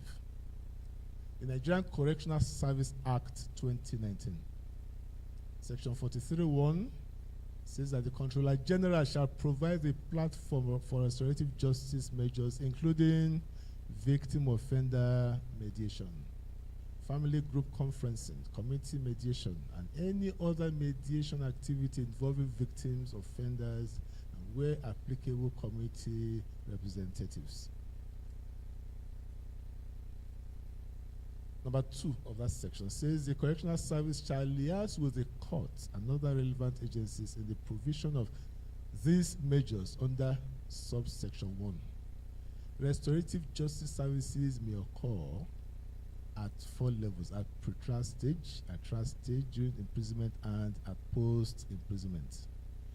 It's nice to think, how is it possible to have it at all this levels, especially at the post-imprisonment? We'll be talking about it when we have the question sessions. And then number 4 says that the correctional service shall appoint supervisors to monitor the implementation of measures and services stated under sections 1 and 3. So I'm happy that we have that center here in Abuja.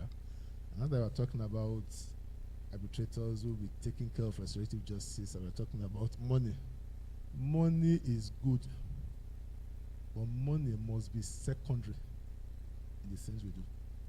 I put that for emphasis. Money is good, but money must be secondary in the things we do. Let's see to what extent we can add value to the society.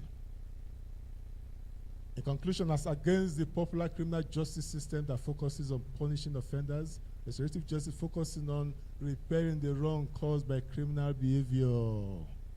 Restorative justice involves the victim of a crime, the offender, the social networks, justice agencies, and the community at large. Restorative justice adopts victim-oriented problem-solving approach to crime. It emphasizes restitution to victims of crime. Restorative justice has been in our traditional systems, and there's great need to adopt it as the Nigerian Correctional Service has done. I was talking about after imprisonment. In 2 weeks' time, in Ebonyi State, there's going to be a conference of attorneys general from the Southeast.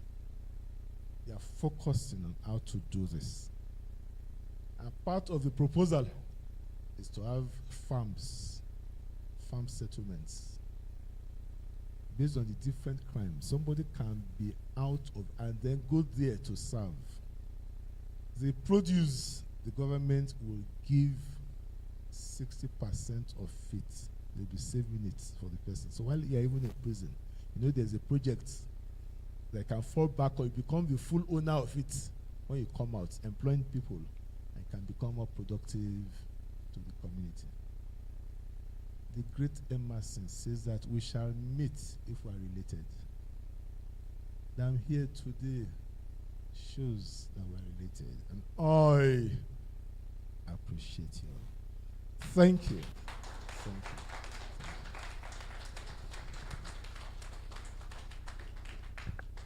Thank you so much. We appreciate you right back. And I speak for the college and all other participants, right? Absolutely. Thank you very much, Ambassador. And that was our last speaker, waxing quite philosophical there. And I like the emphasis on the human. All of the angles to ADR centered on the human. Opportunity to make atonement for whatever their offenses are. Opportunity for victims and maybe their families to gain closure. Opportunity for reintegration, even for a better society. All of those, I'm sure we all agree, cannot be overemphasized. Thank you so much. We most appreciate you, sir.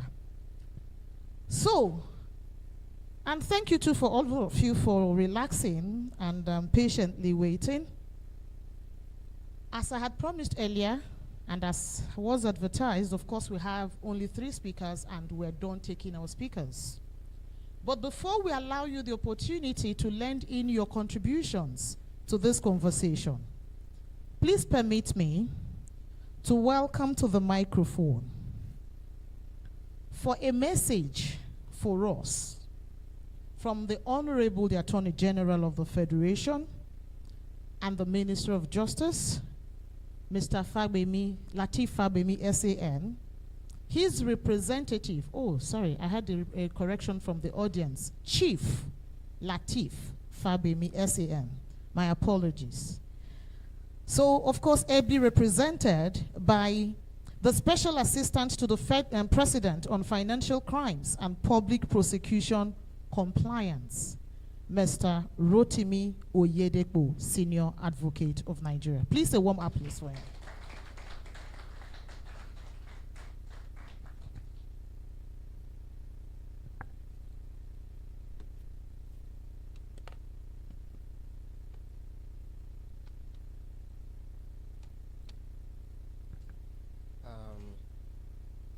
The President of the College,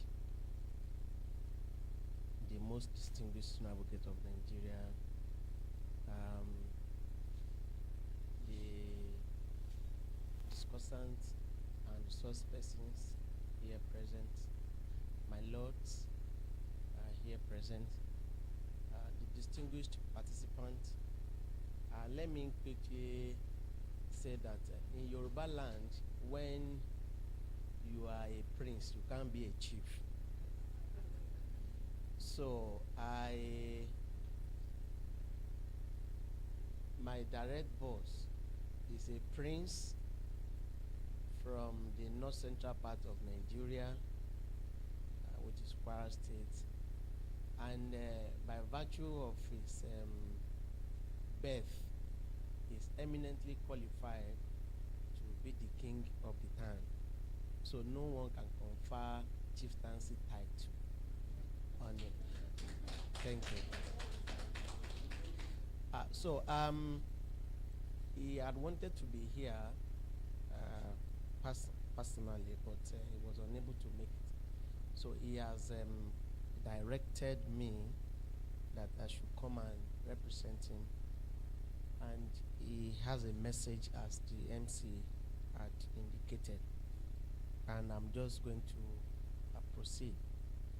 It gives me the pleasure to be invited to participate in this very important one-day seminar and dinner with the theme, Restorative Justice, the Role of ADR in Criminal Justice Administration in Nigeria. This seminar could not have come at a better time considering the ongoing effort to reform the administration of criminal justice in our country through deliberate promotion of alternative dispute resolution mechanisms in the administration of criminal justice.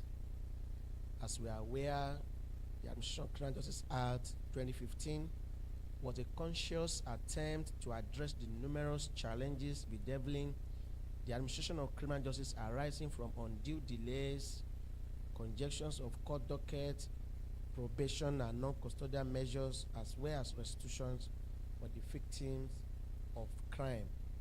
In clear terms, the ACJ 2015 provides for plea bargaining and plea generally under Section 270 to 271 of the Act. Section 270 empowers a prosecutor to receive and consider a plea bargain for a defendant charged with an offense either directly from the defendant or on his behalf, or offer a plea bargain to a defendant charged with an offense. The Act went to further spell out an elaborate guideline for the prosecutor to apply in plea bargaining a case. In order to consolidate the application of alternative dispute resolution in criminal case, my ministry has taken a cue from what Lagos State has done by promoting restorative justice in criminal justice administration. The development of the National Restorative Justice Policy, I take that again, the development of the National Restorative Justice Policy is emphasized as a comprehensive yet flexible policy which may be applied to all categories of wrongdoing. It holds the potential of profoundly impact the Nigeria justice system, ushering in a new era of fairness and inclusivity. The policy encourages the use of restorative justice process to resolve conflict and foster reconciliation. In broad terms, the objective of the National Restorative Justice Policy are, among others, to 1, reduce recidivism, 2, promote and protect victims' interest, 3, promote peaceful coexistence in our community, 4, to reduce incarceration or custodial sentence in our criminal justice system, and the last but not the least, increase public confidence in the judicial justice system. A robust implementation of the strategy is being developed to give effect to the restorative justice policy when approved by the Federal Executive Council. It is also our expectation that the various states in the Federation outside Lagos State will draw inspiration from the National Restorative Justice Policy by adopting and adapting same within their states to promote alternative dispute resolution in deciding criminal matters. I therefore look forward to a productive engagement as we expand the frontiers of this very important and timely subject in our criminal justice administration. Thank you for listening, and God bless the Federal Republic of Nigeria. Thank you for inviting us.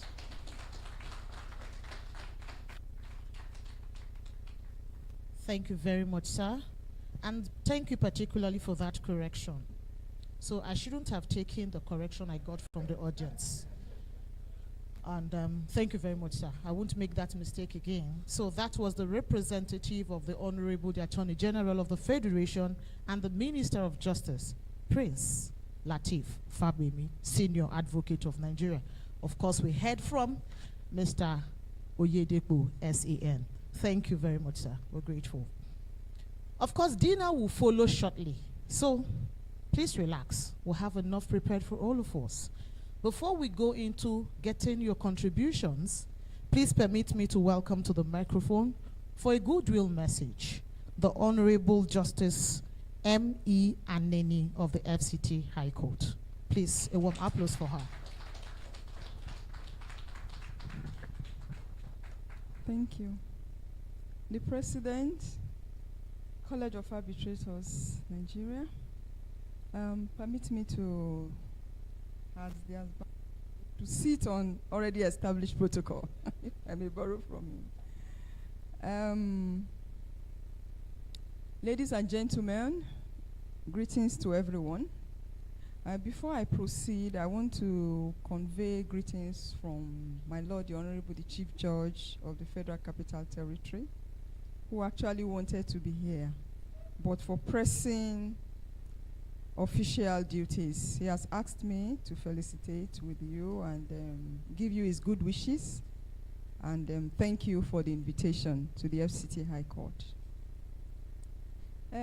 First and foremost, I was told a few minutes ago that I was going to give a goodwill message. Before then, I had written down some questions I wanted to ask. So I will just slot in one of them, if you permit me, before I go back to sit down. I really want to thank the organizers for this program, particularly this theme.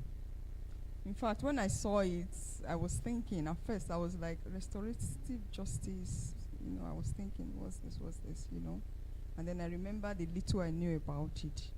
And I saw the criminal of ADR in Criminal Justice Administration in Nigeria. I would want to say this is really apt. I won't say it's timely. In fact, it's more than timely. I know it has been on for some time. And I want to commend you because this, what you're doing is really needful. I would just give a small example of why I'm saying what I'm saying. There was somebody that was convicted for advance fee attempt to obtain by false pretenses some years ago. And the last prison visit we had, I saw him while I was walking out. And he came to me and said, "Mommy, I'm still here." And you know the sentence for that offense? He attempted to obtain 350,000 naira. And you know the sentence? It's mandatory. Yes. So he came to me and I couldn't help it. I felt something, I just said, well, don't worry, just be good. Maybe something good will happen, they'll let you out. If we had employed something like this, probably something would have been done because he attempted to do a plea bargain 3 times in the course of the proceedings. I don't know, okay, you were not in that matter. 3 times, but he reneged. Anyway, that's a long story. This is just to underscore the fact that what you are doing here is really, really needful. I commend your efforts. I wish you all the best, and I hope that you'll be able to bring more and more people in to follow your footsteps in what you're doing. Get the relevant stakeholders to support you. It is really necessary.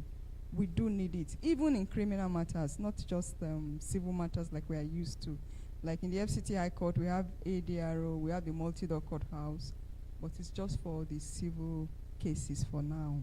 I don't know if you have started in it. I don't think so. I'm not aware of that. It's just for the civil matters. No, I know you have started in FCT. I'm talking about our court, FCT High Court, yes. So far, it's for the civil matters. So if there is any way we can collaborate or anything you would like us to do to partner with you in this work that you're doing, this very, very noble work you're doing, just let us know. And His Lordship has asked me to let you know that we'll be willing and ready to collaborate with you.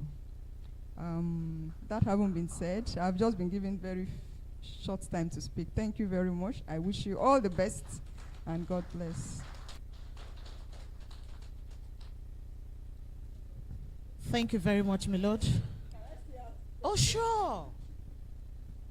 Okay, I'll just take the simplest one. Now, I kept hearing victim, offender, victim, offender.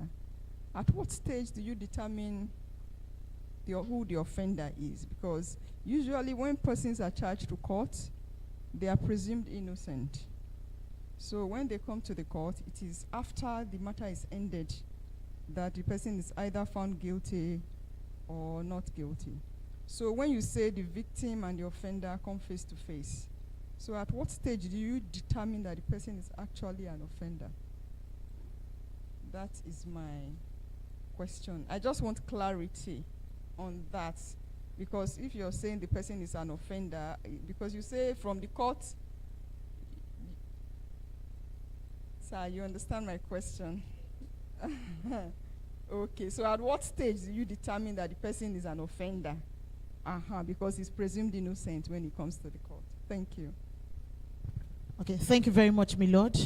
I hope the question has been taken note of. So please welcome also, my lord, the Honorable Justice Keke Meke, also of the FCT High Court, for just a few comments, please. A warm applause for me, Lord. Aha. Thank you very much. Thank you very much. Thank you very much. This is a wonderful location, a wonderful event. But before I break protocol, I want to say the president of the college, College of Arbitrators, Nigeria, distinguished panelists, my Lord, I take permission from you, ladies and gentlemen. I will not go on without acknowledging my lecturer in the ICMC. He taught me one of the beautiful topics in mediation. I'm talking about the Institute of Chartered Mediators and Conciliation, ICMC. Prince, thank you very much. I acknowledge you. Good, very good team. And the College of Arbitrators, or arbitration generally, very interesting, unique, and commendable. We are in the traditional system. The traditional system of adversarial method of administration of justice. But this new trend is growing very fast, and is very interesting. But I want to add that before it goes full-blown, there is need for individuals to change their mindsets. There is need for Nigerians to change their mindsets.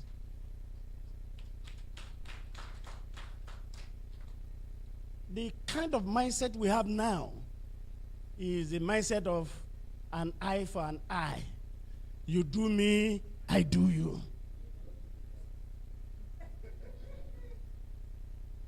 So if that is the mindset, it will be difficult.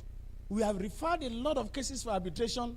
After about 6 months, 1 year, they come back and say, we are not settling. Please go ahead. It is very, very saddening. It's a very familiar terrain to me. Aside the experience acquired on the bench, having interpreted the Arbitration and Conciliation Act 1988, I commend you on this. I commend you on the signing into law of the new act on the 26th of May 2023. The new act titled the Arbitration and Mediation Act 2023. It promises to reform the arbitration law substantially. This is a major milestone and a momentous step for dispute resolution. Part 1 relates to what we all know, arbitration, while part 2 relates to mediation.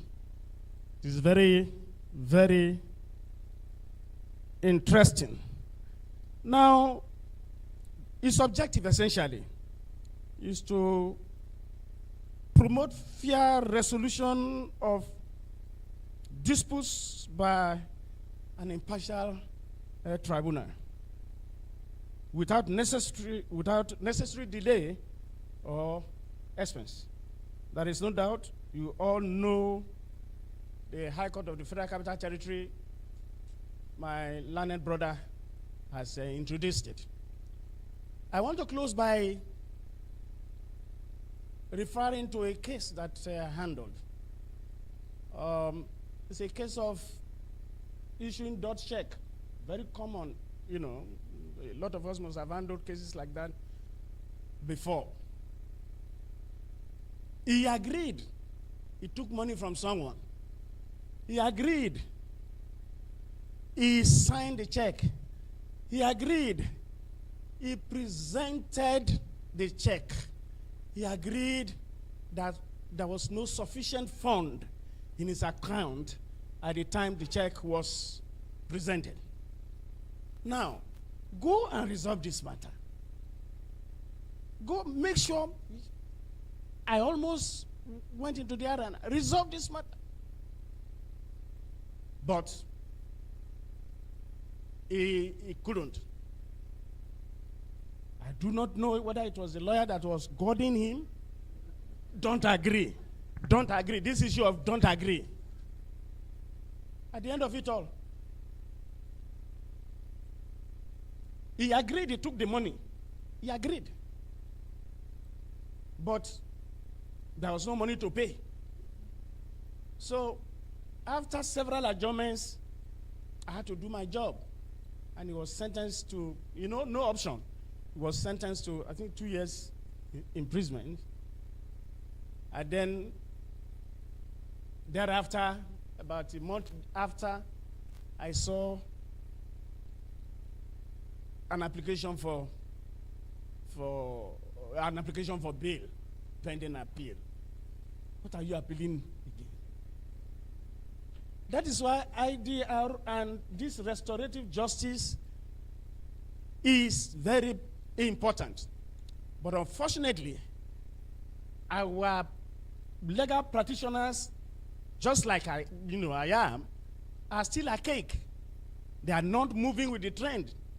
They are still clinging to the traditional method of adjudication. This is a beautiful thing, reconciliation, conciliation, and promoting peace that God wants us to have. If only we can take cognizance of two very important principles, then we will be where the College of Arbitrators and the Institute of Mediation and Conciliation are taking us to. What are they? The Bible says that we should love the Lord with all our hearts, our might, and our soul. And secondly, it's just like the first. Love your neighbor as thyself. If you love your neighbor as thyself, you will promote conciliation and reconciliation. And that I commend to all of us. And I want to say, thank you very much. You are doing very well in this.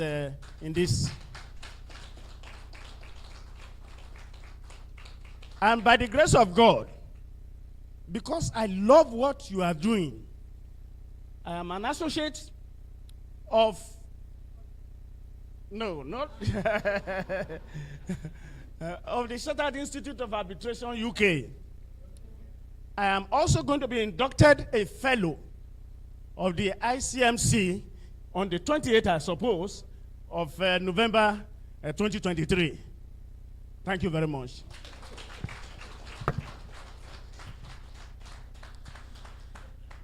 I doubt there could have been a better speech with which to round off that session. Yes.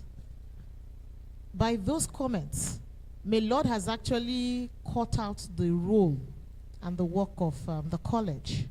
And may Lord has called the college to action on the important duty of enlightening the public on the importance of ADR. And I'm sure that the college will rise to the billing in that regard. Thank you very much, my Lord. Okay, before we take reaction from the audience, please, in just max 2 minutes, permit me to take a photo session, just direct a photo session for our speakers and my Lord's present before they run along, please. Don't forget, dinner is served. You are not permitted to step out until after dinner. but please indulge me for just about a minute. Can we have our, yes sir, please. My lords, can you please? The president of the college, sir.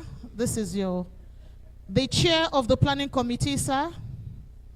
And if we can just have Dr. Madumere join us quickly, and that will be it. Oh yeah, photograph.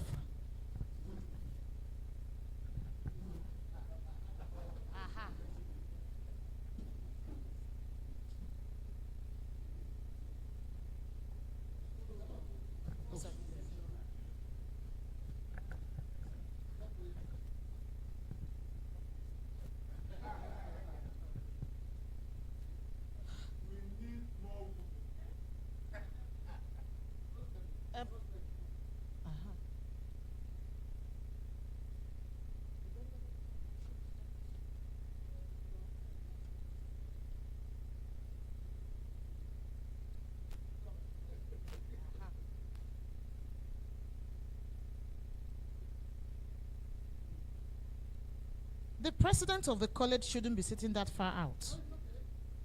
No. The president of the college, please, sir. Please, sir. Yes, you would be here. Just, yes, sir. If you are here, you're close to. Sir, stay here. Please, sir. Oblige us. Thank you. Okay.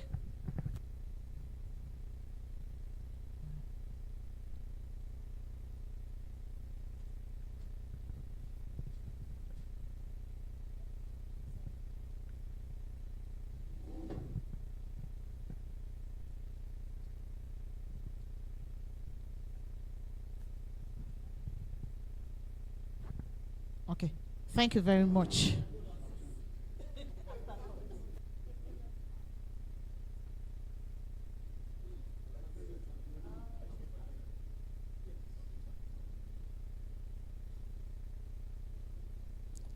So this is the time for reactions from the audience. And I think it's also a good time to recognize the presence with us since afternoon of the Secretary of the MBA Abuja branch, Mr. Musa Isiaka. We're happy to have you in the house, sir. So can I get indications? Who has a comment, a question? Okay. And we're taking numbers 1, 2, 3, and 4. And I think that, okay, 5 and 6, that will be it. So in the order that you have taken your numbers, please let's have your question or your answer.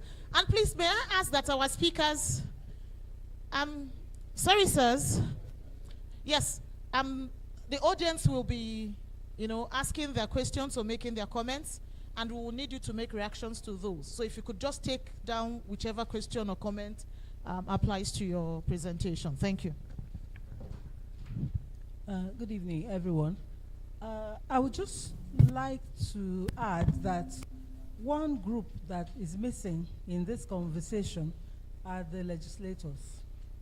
Because the new Arbitration and Mediation Act provides that parties, if the law provides for it, then you can mediate any matter. So the legislators now need to be aware that they can infuse in the laws this right of parties to choose mediation as a means of settling disputes. As you have said, the rules of court has already provided for it. So we need more robust engagement so that people are more aware of the choices. And so when in your presentation, you were very nice presentation, by the way, but you appear to dismiss what goes on in the police station and say, oh, not those ones, you're looking at the bigger ones. But I think this culture of restorative justice, for us to actually imbibe it, we need to train the police. It is their law that's saying the correctional facilities and the Police Act are big on restorative justice. So we need to train them for what goes on at the police station. Because in civil law countries, most of the time, the transition between the police and the court is just one room away. So we should have this is something we need to actually learn. The practice of restorative justice is not something we wish some part of it away. it operates everywhere, but it's a habit formation. It's not about the policeman telling you, this is domestic problem, go home and settle. Or where corruption now becomes embedded, and the highest bidder is the one who buys their way out of it. Thank you. Sorry about that. Thank you, Ma. And each contribution or question should be up in 2 minutes. Thank you.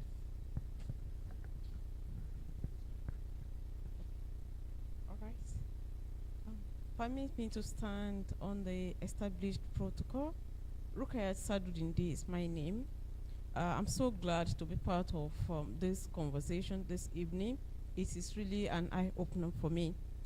I wrote in my LLB days about concept of justice, Sharia, and then common law perspective.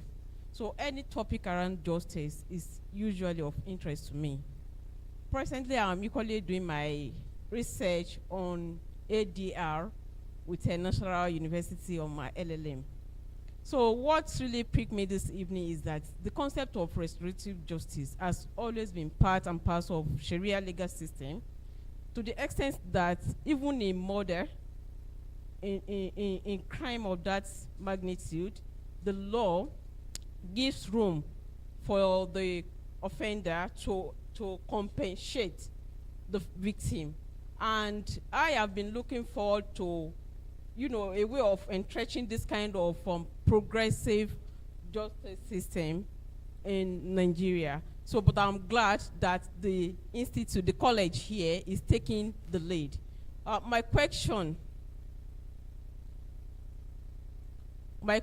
is, in a situation whereby a particular suspect, I don't know, because of the correction that the Honorable Lord put forward, that we cannot really say they are offender per se, in a situation whereby someone is consistently in breach of the law, is the discussion is there going to be a limitation to the extent, to a number of times that somebody can either go for plea bargaining or any of these restorative system? That is my question. Thank you. Thank you. Let's try and not make it too lengthy so that they get the gist of the question and are able to respond appropriately. Thank you. Good evening, all. My name is Miriam Comboy, the director of the Restorative Justice Center in Abuja, of the FCT High Court. Now, there is an amendment that is ongoing with the AGJA, of which we are part of it. And most of the time we have talked about restorative justice here, which is a very commendable thing. But this amendment is trying to make plea bargain. There is no cut of anything, that every offense can be plea bargained. Some of us raised an objection to that, because we felt some heinous offenses like rape of a child should not be plea bargained. And I feel, and there are some things too that we ought to know about, this in the gender-based violence things. Those things should not be plea bargained. Even though I'm the head of the Restorative Justice Center, but I feel that when we are doing amendments and when we are talking about plea bargain, there should be a cutoff. And we should also make this thing known to those people who are, because the amendment is before the Senate right now, and nothing has been done over it.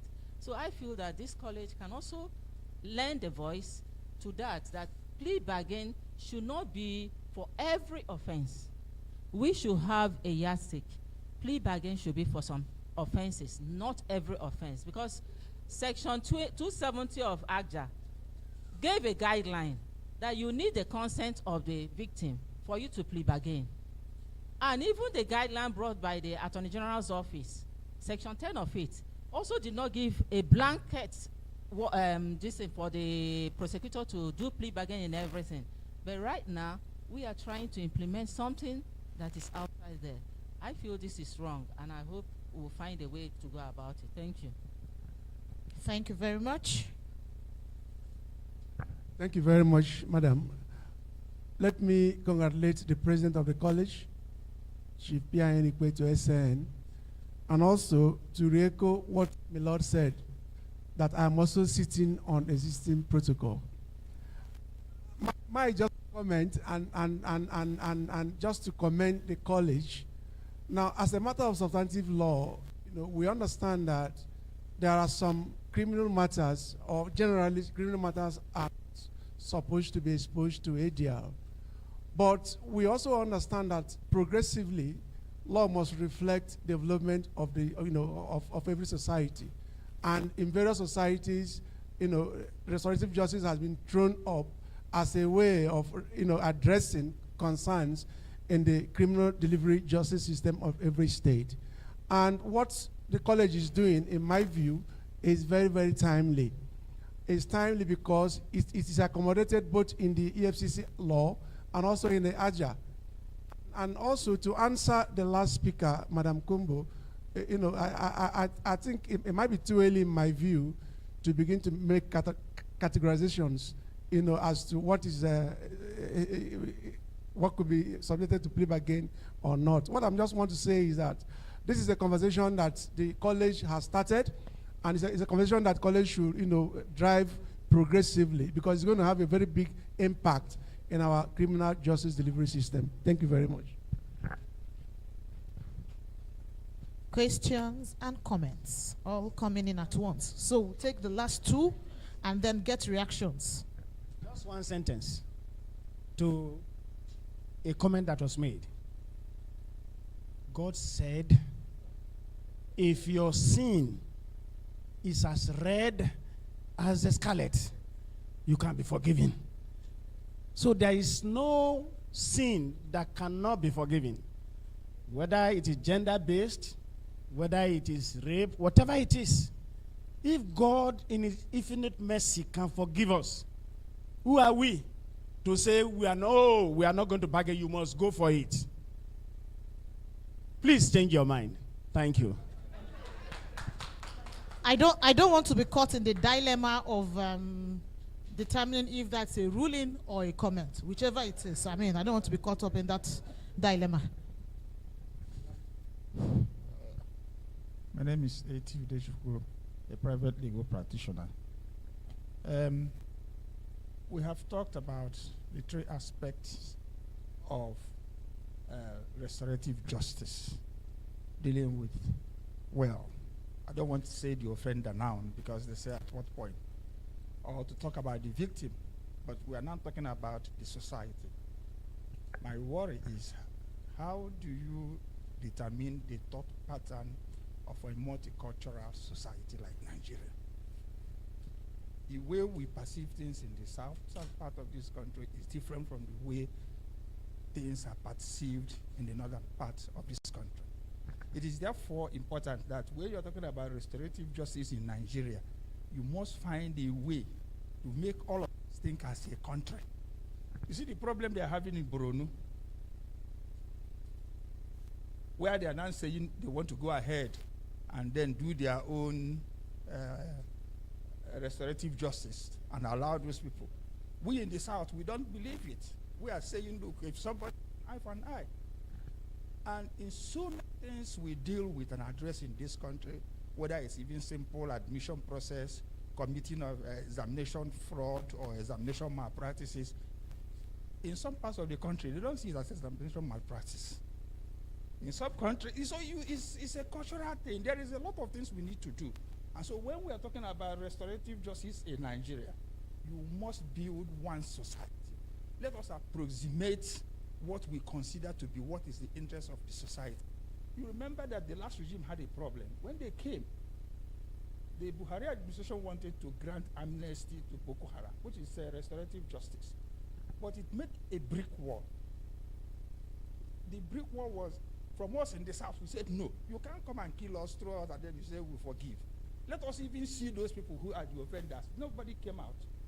So, and whereas under Jonathan, they allowed restorative justice for the purposes of Niger Delta.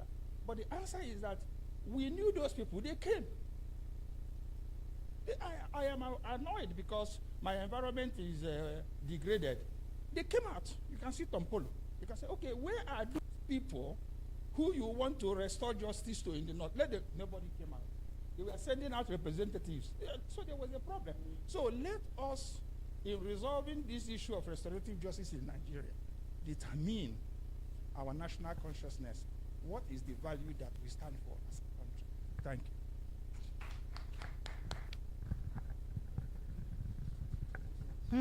Thank you, sir.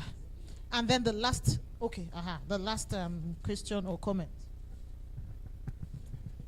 My name is Antonio. Good evening, all. I wanted to say that restorative justice has always been embedded in our traditional system. If you read Things Fall Apart, you remember the case of Okongwo, who killed somebody. And he was asked to go on exile for 7 years. When he returned, nobody looked at him as a convict. The society accepted him, and it was as if he never left. He became integrated because he had served a term. Now, I think that all these concepts of restorative system or restorative justice is as a result of the inadequacies of our justice system. And rather than we look primarily speedy administration of justice, primarily, that's where all these things are coming from, primarily. Because sometimes you even lose sight of the justice of the case by the time the case stays for so long. And if it is in civil proceeding, you discover that there is nothing you get that ever compensates for the time that you have wasted. If you get monetary award, if you want to execute it, someone must find a way to oppose it. So it's all a waste of time. I went to New York, and I sat with my classmates who were practicing in New York. In your car while you are in traffic, court proceedings are going on.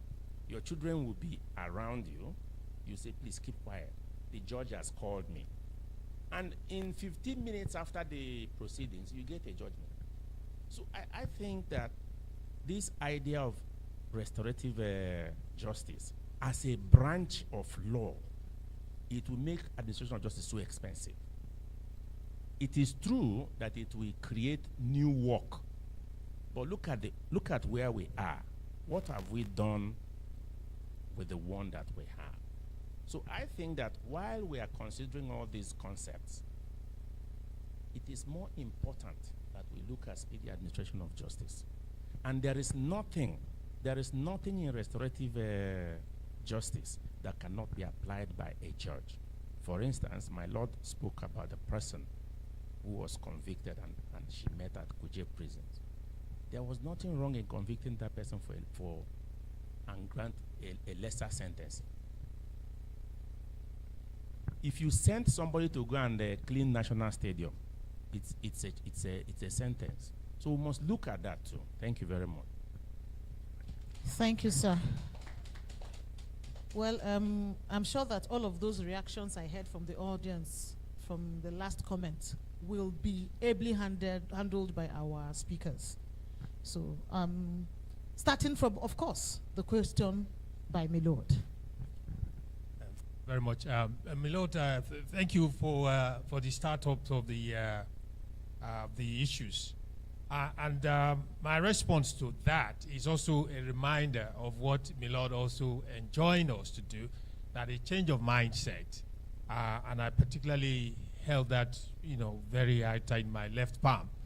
And that, I think, is what is answering that question, that obviously this is an alternative method. And Milord and others, perhaps, we're still looking at it from that point of traditional justice method, that we start even critiquing who is an offender at what point. I mean, with due respect.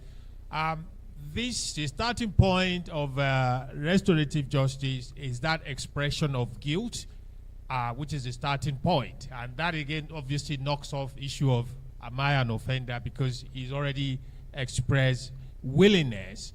And that is what we also said at various points, including Ambassador, is that readiness to accept guilt and go through that process is a key component of the RJ. And so it is different from that, our rigid concept of adversarial and the rest of it. And again, it is, it requires, it could come at any point to answer that question specifically. It could, the referrals, it's called the referrals are always coming from somewhere. So it could come from the at the police station after being charged. And then perhaps it's due to the statement that has been given, admitting partly or somehow indicating that, or through the legal reps indicating admissions partly or wholly. And that will obviously be said, oh, we can't do this, but we must charge you, but we'll take course to ensure that this is resolved speedily as possible, suggest to the prosecution, and they might refer it to the center. And also it could come from whether the magistrate may lord at any point during the trial, pre-trial, and so on and so forth.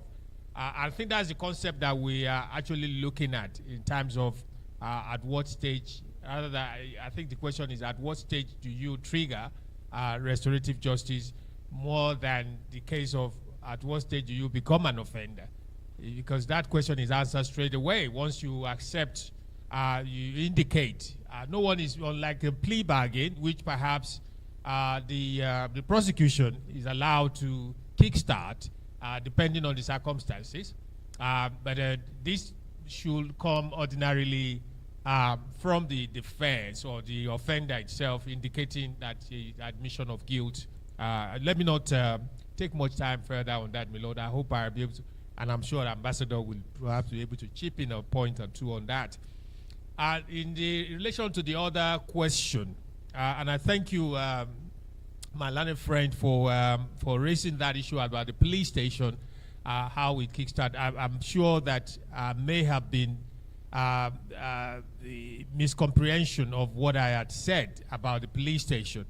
Admittedly, I did say that the restorative justice could kickstart from the police station, and it's already ongoing.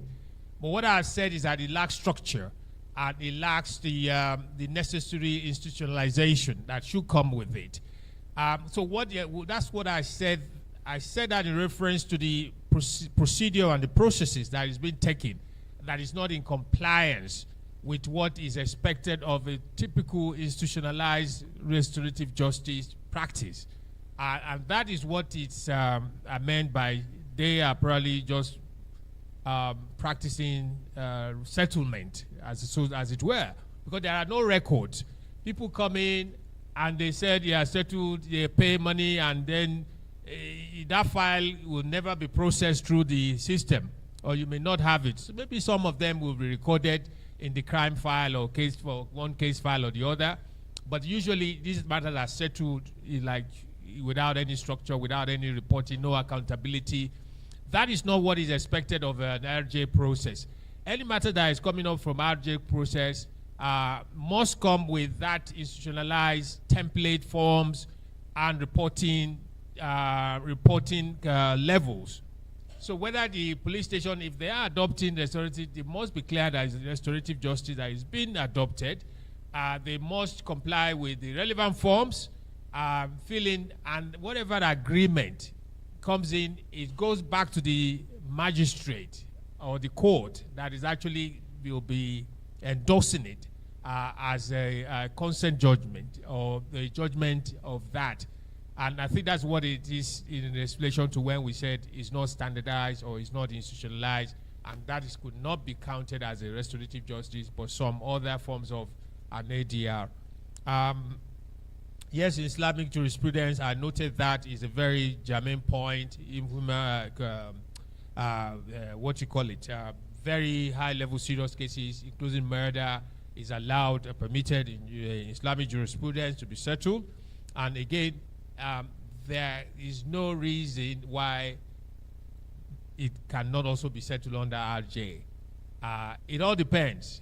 And again, it's all about what my learned brother has also said. Issue of local content will always apply, and there can be a universal RJ template. That also I agreed. I think the other point is on the plea bargain, which I'm sure my learned brother will address, and that in terms of number of opportunities that you can benefit from RJ, that or a plea bargain on the other side. In terms of the RJ, I think there are principles and guidelines that the facilitators and the center will be guided by. There are criteria of how, even though when you are indicating that you want to be subjected to RJ, you probably not be qualified if you have been in breach of an RJ agreement in the past, if the circumstances also of the offense was also indicative that you are repeated offenders. I think those are also circumstances where you may not have recourse to restorative justice route or methods of justice system. I think I'll leave it at that for my other colleagues. Thank you very much. Thank you, sir. Now, I just want to respond to the issue you raised. You raised a vital concern about the ongoing amendment of the ACJA and the wholesale adoption of the plea bargain concept to embrace all manners of offenses. Now, that's a very serious concern because I share in your sentiment. If we extend the plea bargain concept to all kinds of offenses, I think that will create a very serious incentive for criminals, knowing that, oh, if I go and rape a child, after all, I can take the route of plea bargain. But the good thing about this is that even under Section 270 of the Administration of Criminal Justice Act, as it is, it's discretionary. Because the section says, if you look at 271, sub 1, it says it's either the defendant may propose it or the prosecution may. It's not a must. So for me, if as a prosecutor, somebody has committed a heinous offense, you know, there's a distinction between non-violent offenses and violent offenses. The offenses that are violent in nature, if you ask me to plea bargain, you apply to me to plea bargain, I will flatly say no. I will rather go for a full trial so that the society will get deserved justice from you than to accept a plea bargain, which I know it will encourage other criminals. That's my response to that. Then my Lord raised the question of the categorization of offender, victim and offender. I think my Lord said because of the presumption of innocence, why should... Okay, at what point? Yes. Okay. Okay, it has been answered. And I just wanted to add that maybe that's a loose way of the description, offender. Of course, it is only the court that can pronounce somebody guilty. Thank you. Thank you, my Lord, for asking that question. We appreciate you. Thank you. Usually it's at pre-trial, at trial, during imprisonment, and post-imprisonment. For the rape case, it's not always as really rape. Oh. A woman called me from my Tama, big woman. She said that the Megad imprisoned the housemaid. She had already called the police. I said, please. I did there already. Said no. I said, please call them. I'm in Abuja. I'll come over. In the next 1.5 hours, I'll be with you. Ask them to attend to other things. So I got there, called the young lady, greeted her well. How are you doing? And then if you don't mind, let us meet, two of us. Let's meet with her. Let me ask a few questions. So she arranged. My dear, where did it take place? Was it in the house, in the kiosk of Megad? Saying the kiosk. Okay. How many times she kept quiet? I said, Madam, you know the answer. When it was happening, did you cry? She said she wanted to shout. You wanted to? I said, yes. Okay. Madam, you know what happened? Empower them. I stood up and left. Now they have 3 children. You can imagine what would have happened if the police had come to arrest him. Because of the fear of owning up, that young man would have been in jail. So at times you need to ask some basic questions. For an adult lady, not a kid, to be raped, you need to find out some questions. I appreciate this privilege. Thank you. Thank you very much, sir. So, you know, the interesting thing about this kind of conversations is that there is never really a conclusion. There is no point where you get to and you say, we have exhausted all of the conversation lines. It's not possible. So this is a good place to rest it today, so that at the 3rd edition, the college will continue in enlightening and creating platforms for, you know, robust conversations such as this. Thank you very much, our august panel. My only duty is to just moderate things. It is someone that was at the helm of planning, coordinating, and putting this together. And I think it is rightfully his role to express whatever thanks or say whatever other comments are outstanding. Please warmly welcome with me to the microphone the chair of the planning committee of this program, Dr. Oke Akobundu.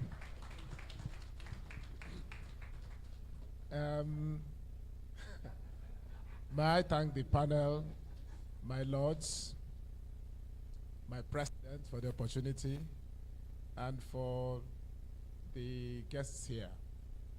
What we've done today is not to provide answers, actually. We've just provoked the questions. And I guess that all our invited guests should know that whatever thoughts you have after now, just send it in to us. We'll get to the solution. But the journey has started. So on behalf of the college, I want to thank us all for coming. Thank Dr. Chikwendo and co, who came in quite early. Most of you must have that. Because of the strike of today, things were a little distorted. But they came on time and had to wait for us to start. It looked as though we wouldn't continue, but I thank God it's turned out to be successful. We have started off this as outing, and we assure you that before the next outing, you'll be hearing from us often. Thank you very much. I hear that dinner is ready, and from here, we'll just go straight to dinner. Thank you so much, panel. Thank you so much. God bless. Okay, so I think to conclude things, please rise with me for the closing prayer, being the 2nd stanza of the national anthem. Immediately after that, we'll just take more photographs and then we'll proceed to dinner. Thank you. 2nd stanza, national anthem. O God of creation, direct our noble course, guide our leaders right, help our youth the truth to know, in love and honesty to grow, and live in just and true, great lofty heights attain, to build a nation where peace and justice shall reign. Amen. Thank you very much. So from Chomonye Nuchea Uko, thank you. Just photographs and then we proceed to dinner. Members of the college, please, photographs. Members of the college, come forward. Photograph. Members of the college.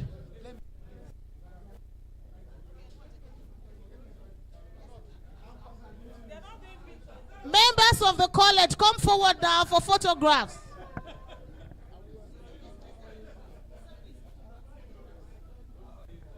Members of the college now, come forward, photographs. Members of the college.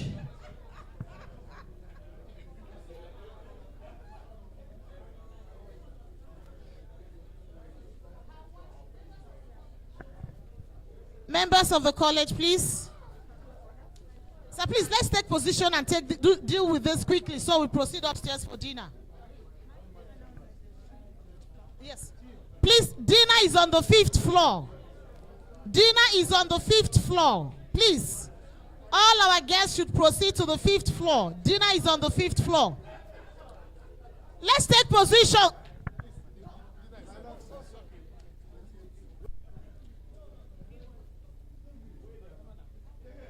Please, let's flank the chair of the planning committee quickly and take a photograph.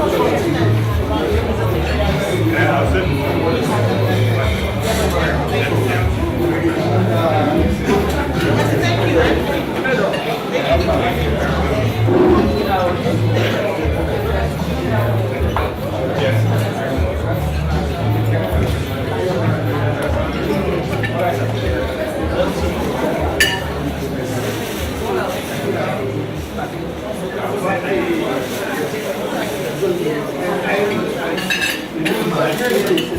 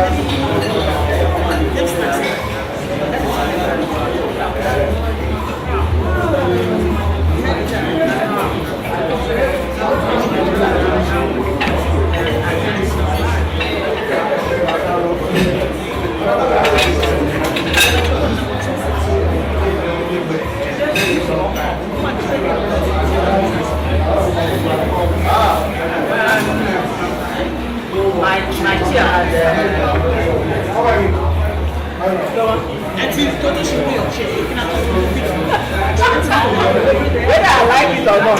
It's like here, and we have authority over me. Whether I like it or not.